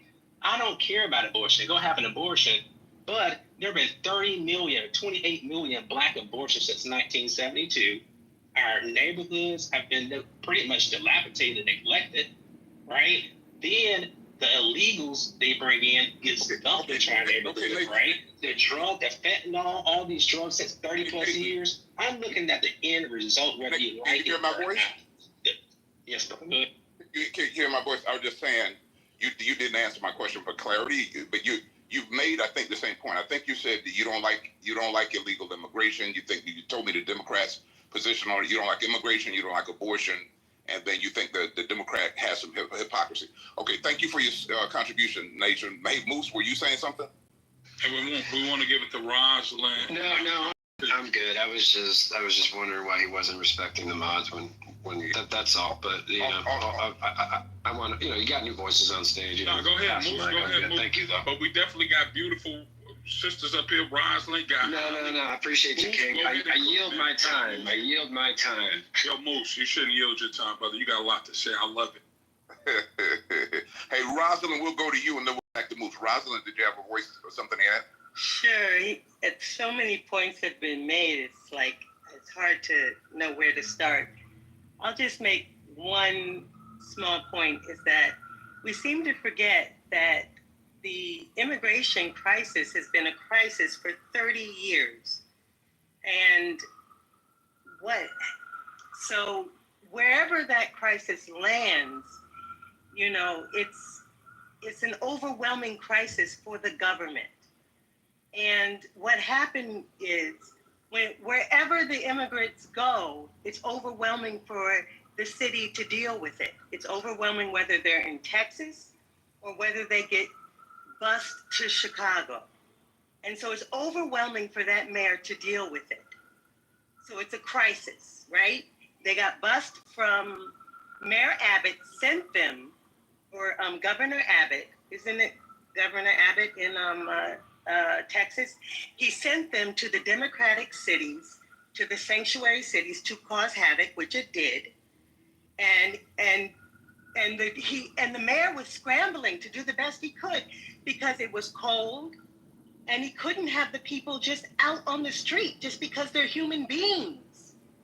And of course, it aggravated the Black community because that was the only place he could put them, and it busted the budgets. And that was what happened. So let's be realistic here. Rosalind, I got a question for you, Rosalind. A quick question based on your logic you just presented. If my intention are to help feed homeless people. And I go around the streets and hand out cards with my address. And I say, hey, if you're hungry, here's a place you can come, have shelter and eat. And I only hand that out to 5 homeless people. But then they start telling their friends and start telling their friends and start telling their friends. Because I've literally opened up my home to help homeless people.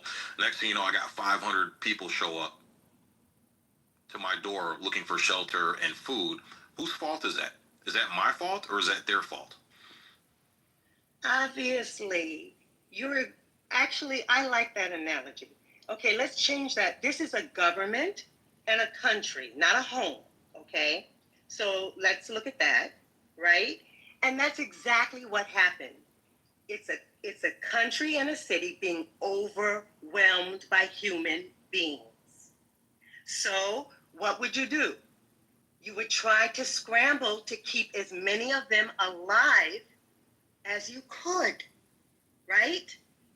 And that's what the government is doing. That's what the mayor was forced to do. No, you're missing my point, Rosalind. So the thing is, as a mayor, you should understand what your budget is for your city and how many residents you can accommodate. When you make the declaration that we are a sanctuary city, you have opened up the floodgates to start sending people in. Like I don't like how people try to blame Governor Abbott. Governor Abbott, since day one, has said we don't want them here. There's a process. There's laws in place for them to come through legally, but just to pile over, we don't want them here, and we're using Texas taxpayer dollars to handle this problem. So when you have other cities, other mayors criticizing Governor Abbott, saying, "Oh, well, you know, you're xenophobic and you're racist and you're this and that," we're a sanctuary city. We love the elite. We want to help them out. This and that. It's common sense to say, okay, hey, I've always been on my square since day one that I don't want them here, but if you're declaring that you want them there, then fine, we'll send them over to you and you can handle it. That's exactly what happened. So what happened is Mayor Adams in New York and Mayor Johnson, they wrote a check that their city couldn't cash, and it ended up backfiring on them. And in response to that, what I mentioned earlier, Rosalind, is we're going to say we care about these people so much, then we don't put them in a situation where we can only temporarily house them knowingly ahead of time for 60 days, and then we kick them out on the street to, again, where these young women are being taken up by these fucking coyotes and forced illegally against their own will into prostitution in order to make money because they have nowhere else to fucking turn. So if we really say we care about people, then we wouldn't put them in a position where the long term, they end up actually being victimized and put in a worse situation than what they were. Does that make sense? Actually, no, it does not make sense. Because all these places that are sanctuary cities have been sanctuary cities for years. So no, that mayor did not all of a sudden declare that, oh, we're a sanctuary city. We have all been sanctuary cities for a long, long time. And like I said before, the immigration problem has been ongoing. And one of the reasons that Obama was deporting people is because he was trying to get the immigration bill passed. So it was a good faith effort. So what he did was, he did it correctly, right? He let people go through the process, and he was deporting people who had earned deportation, who were criminals. Like if they had gotten crimes, he was deporting them.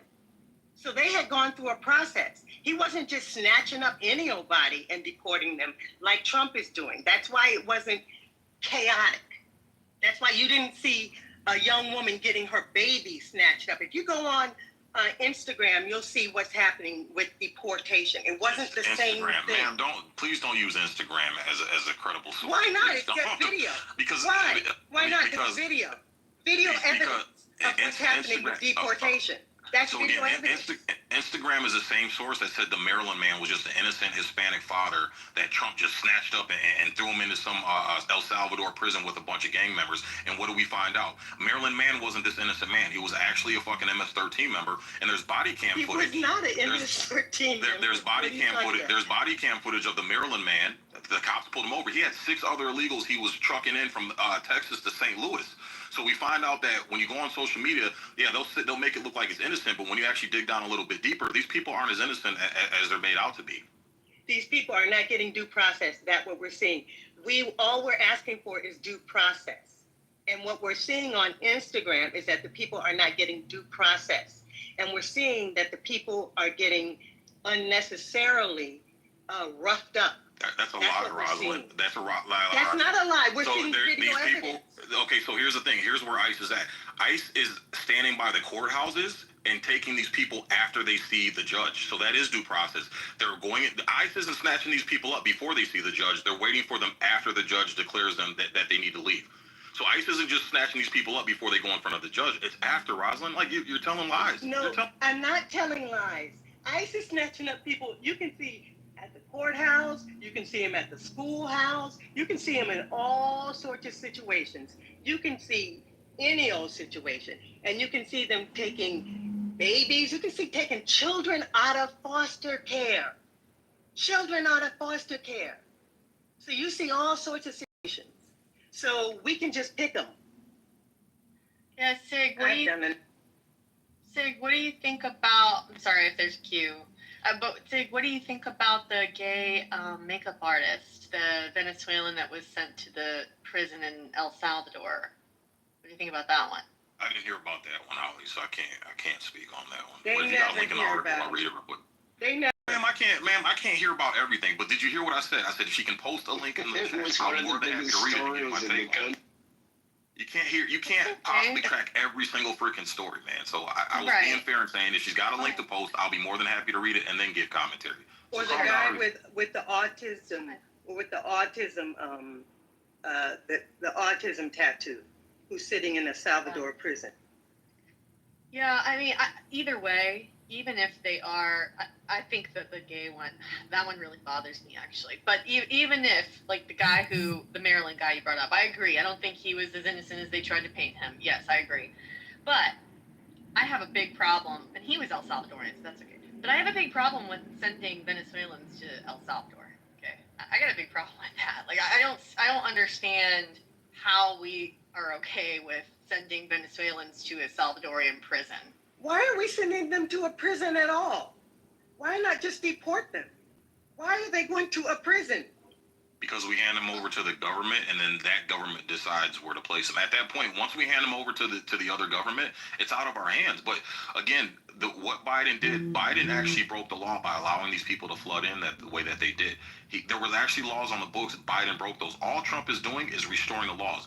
And even if you look at Mayor Adams in New York, this is why the Democratic Party hates him, because he finally came out and admitted this is fucking nuts what we're doing over here in New York. And Mayor Adams actually came out and said, we're going to bankrupt this city. New York is going to be bankrupt. And notice how the Democratic Party, next thing you know, Mayor Adams has corruption charges pending against him from the DA in New York. So when he comes out and tells the truth and says, yeah, actually we're doing people more disservice, Democratic Party tries to sabotage him with corruption charge. Hey, so Sig, which law did Biden break again? The immigration law. There's a process that not everybody can come in here declaring asylum. You can come in here declaring asylum, but you don't just get to automatically come in. It has to be evaluated. But Biden let all these motherfuckers flood in. No, I'm saying, but which law did he break? I'm just curious. Allowing people to flood in. Period. Okay. That's a law.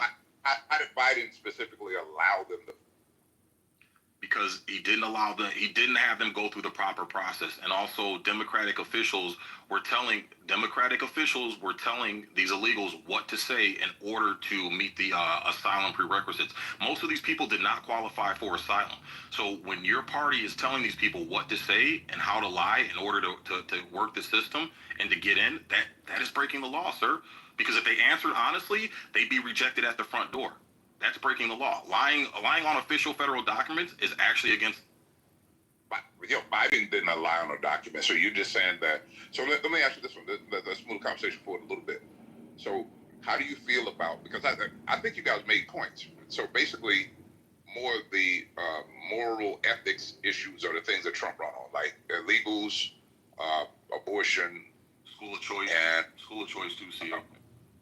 Okay, let's go with that's a whole nother issue right there. But I guess the point I would make is, do you think they're politicizing this issue? Because during the Trump, Rosalind made a really good point, right? This sanctuary city thing and immigration has been a challenge for 30 years.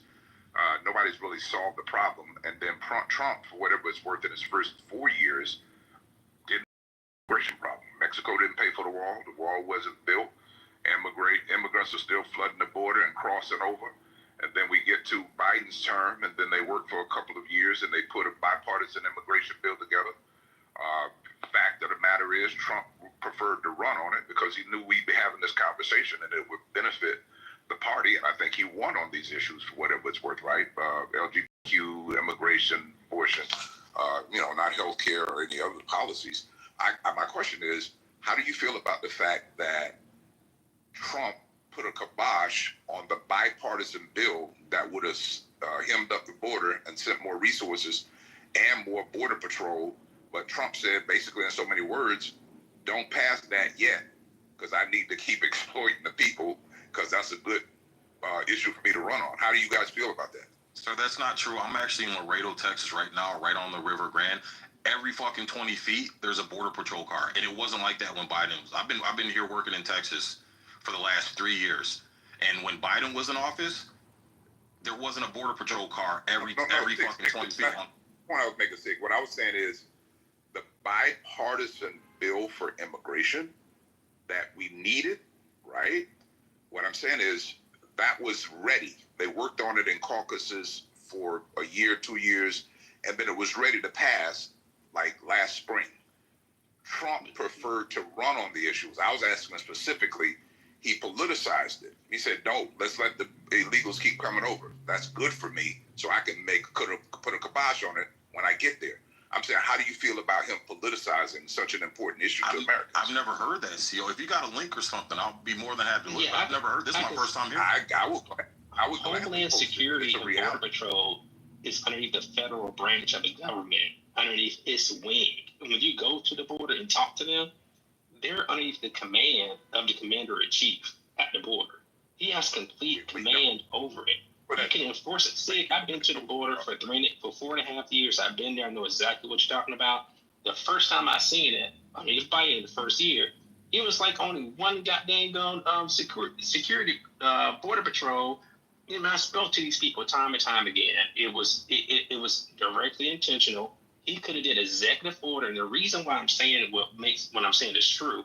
Once Trump became president, he completely used executive order to correct the issue at the border without Congress or the Senate. Correct, CEO? What I'm saying is right or wrong? Executive orders don't last. Biden actually used executive orders. Some specifically asking your question. Did the border get corrected when Trump became president? Hold on a second. Hey, Nathan, hold on a second. Here's one thing I'll give you, Nathan. Trump has done more executive orders. Traditionally, what was a North Star for our government was to get a bipartisan bill passed so that these issues will last. That's just a history and protocol that's happened. So yes, Trump has done everything by executive order, but also for a comparison and contrast on this parity issue, this inequality issue, inequity, a recent judge, if you guys want to look at an article I posted, said that the NIH grants that Trump used executive order to try to refute, deny, and defund, he said it was the most appalling example of racial discrimination in his 48 years or whatever on the bench, and that was a Reagan-appointed judge. So there's a lot of things that, yes, executive orders are passing, but there's a lot of things that haven't stood the scrutiny of our legal system that Trump has tried to do that's been kicked back to him. And literally, the judge himself, Reagan judge, said the most appalling racial discrimination set of policy that he has seen in 40 years on the bench. Hey, Rosalind, were you about to say something about Nathan's point? Let me get in there after Rosalind. Whose voice is that? That was I don't know what you do in your personal life, but if I ever commit murder, I'm gonna hire you as my lawyer for real. Yes, I was. Yeah, I have 2 points. Okay, go ahead. Who said that, Nathan? Yeah, brother, you good at deflecting, bro. I'm gonna hire you, man. I hear you. Thank you so much, my brother. Hey, but your point was well stated, Nathan. Nathan, I didn't need you to reiterate it. You've been consistent on your point. Go ahead. Executive orders don't last, like you were saying, and you need a bipartisan bill. And James Kennedy, wasn't it James Kennedy who was the Republican leader on that bill? And he sat there and he worked very, very hard for that bipartisan bill on the border that was agreed to by both sides. And Trump was the one, just before it was time for that bill to be voted on, he kiboshed that bill because he didn't want it to pass. He wanted to run on it. And you guys are not following politics.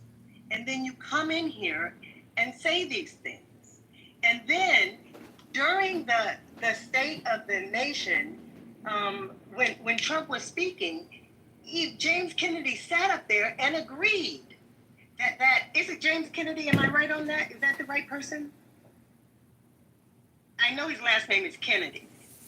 He was the one who wrote the bill. And he sat up there and agreed that Trump killed the bill that he worked so hard on. It was when Biden did that State of the Union speech. And that is what happened around the immigration bill. And that bill, what was included was more people on the border, more judges down there, so that they could have sped up the process of getting people through when they claim asylum or not. And it's legal to claim asylum. They just need to be adjudicated faster. And they had more judges, more people down there. They had gone through all this stuff to solve the problem.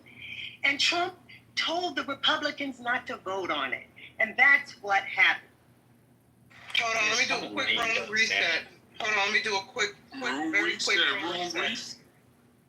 So, healthy debates, ladies and gentlemen. JB started this room earlier. He's not in right now.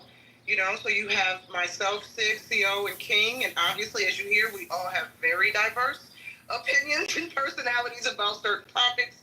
JB opened this room to talk about Juneteenth, and that is still the topic at hand, but we've kind of deviated into other areas like immigration and policies and et cetera, et cetera, et cetera. Trump, Biden. And so someone suggested we change the room title. I'll leave that up to the other mods. Because I do want to keep Juneteenth centered. So if you still want to come back and address the title, what does Juneteenth mean to you? Do we need holidays like this? Is it an anti-Black holiday? Does it benefit Blacks? Is it a racist holiday? Rosalind in the chat said Juneteenth forever. So we can, the topic at the pinned at the top of the room is still the topic at hand, but we are dipping and dabbing into other hot topics as it relates to racial issues and politics. You know how we do here in Healthy Debates. And so that's a quick room reset. Anybody can come up and add to what they have already heard or introduce, kind of add to what they heard or respond to anything they've heard. And whoever was speaking that I interrupted, the mic is. I just want to say, anybody suggest Juneteenth is anti-Black or anything is crazy. I've celebrated Juneteenth all my life. Like, this is a Texas holiday. It's never been a national holiday. Juneteenth is about the slaves in Texas finding out that they were free 2 years after they actually were free. Other states actually had their own emancipation days. So I actually didn't like the idea of co-opting Juneteenth and making it something that everybody is for everybody, because it's just not true. So I actually had a problem with that. I felt like that was something that I could legitimately say I didn't like from the Democratic Party. I don't like half of the conversation that I hear around Juneteenth. I've heard people saying some really ugly things about Juneteenth that aren't from Texas or never really celebrated it. So on that end, that's just how I feel about it. This is a Texas thing. We've been doing this. If anybody else want to celebrate it, so be it. But nah, this is a Texas thing. Outside of that, some of the things I've been hearing in regards to Biden and immigration, most of his policy, most of it, what he did was by executive order. That's why it's been so easy for Trump to do what he's done, because these things weren't codified in the law. And again, as a lifelong born and raised Texan, I'm telling y'all this, that border issue that you said, Sig, you said you've been down there for 3 years, and 3 years ago it wasn't that type of security down there. I'm telling you that 10, 15, 20 years ago, that's how it's been, brother. The Republicans in the state of Texas are a joke. Like, they've always allowed illegal immigrants to come through our state. They've always allowed it. It wasn't until Trump came into office and, you know, that rhetoric, that language that he used, and then they got behind Trump with that. But Abbott and them guys, make no mistake about it. When Abbott was lieutenant governor, like, man, this is the type of shit that was going on. Dan Patrick, our lieutenant governor now, who's a fucking joke, a former sports reporter. Like, come on. These guys are jokes in the state of Texas. They need illegal immigration.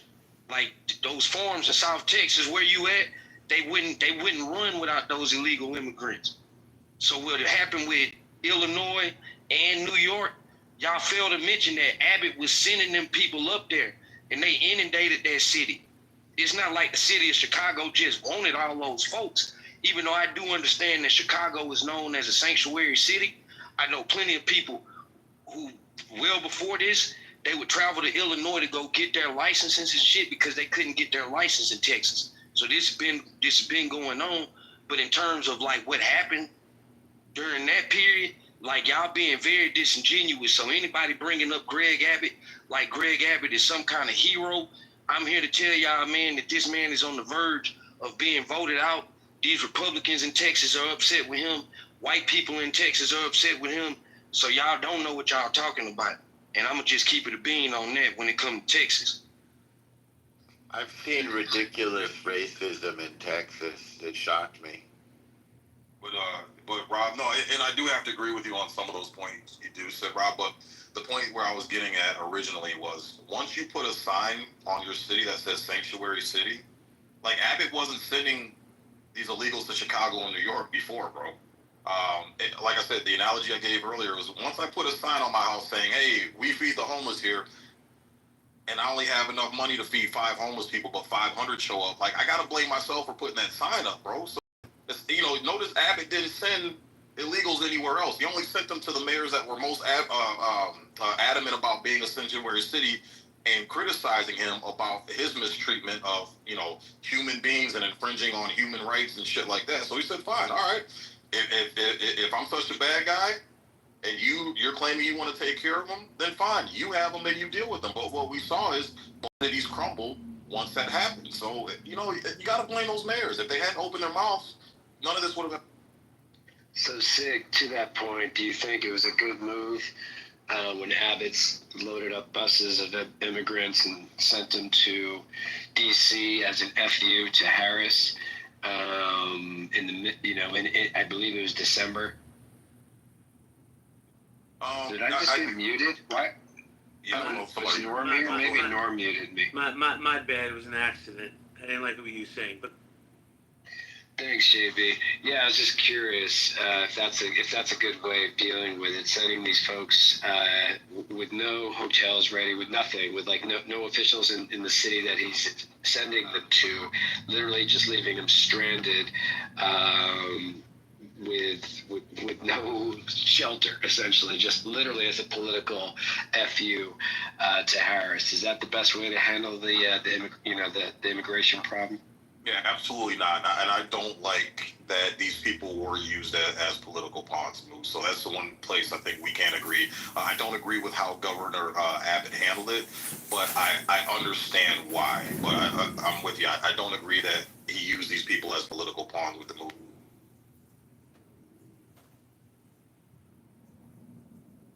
JB, you disagree with that? Because is that why you muted me? You think that was a good move by Abbott? I was just busting your chops. Happy Juneteenth. I got you, brother. Happy Juneteenth. Hey, can I ask y'all this? We distracted, JB. Black people distracted. We talking about Greg Abbott. Fuck a Greg Abbott. Let's talk about that. Let's talk about how niggas is happy to get a holiday where they can eat some fucking barbecue and potato salad and then have the audacity. JB, this is what I asked them. What do black people gain by voting Republican? What have we gained under Donald Trump? This is what I asked the people, right? So I hear the brother Sig talk about illegal immigrants. And the brother Cole said, you know, they looked at your ancestors as immigrants as well. And some of the things they said about immigrants, the same thing they said about black people. So I had to do my research, JB. I looked at the Dred Scott decision, 1857. a landmark and infamous U.S. Supreme Court ruling that declared what, JB? Black people, free or enslaved, were not U.S. citizens and could never become citizens. I need you to hear this, Jay, because as I sit on your stage, I hear a lot of brothers that like to deny the history of black people to make white people feel comfortable. Juneteenth, we're celebrating what? The freedom of black people, right? God made me free, right? I want you to hear this. I need Nye to hear this too. This is the type of stuff we need to be talking about on Juneteenth. 246 years, black people were enslaved, forced to build this country's wealth without pay. Then came Jim Crow, redlining, mass incarceration, and systematic death of land, labor, and opportunity. The U.S. paid the slaveholders for their losses, but never the enslaved. It compensated Japanese victims, Holocaust survivors, even but never Black America for centuries of legalized robbery. The racial wealth gap today, that's the receipt, right? We're not talking about anything that's really about the bettering of black people's condition here in America. We're not, because we're distracted. We're talking about men in dresses. I don't give a fuck transgender, dog. But Naya say, well, the reason why I don't want to fuck with the Democrats is because they're advocating men being in the restroom with women. We understand, fam. But at some point, black people, we got to get back into black business. All of this shit is a distraction. We worried about white men and dresses and, you know what I'm saying? And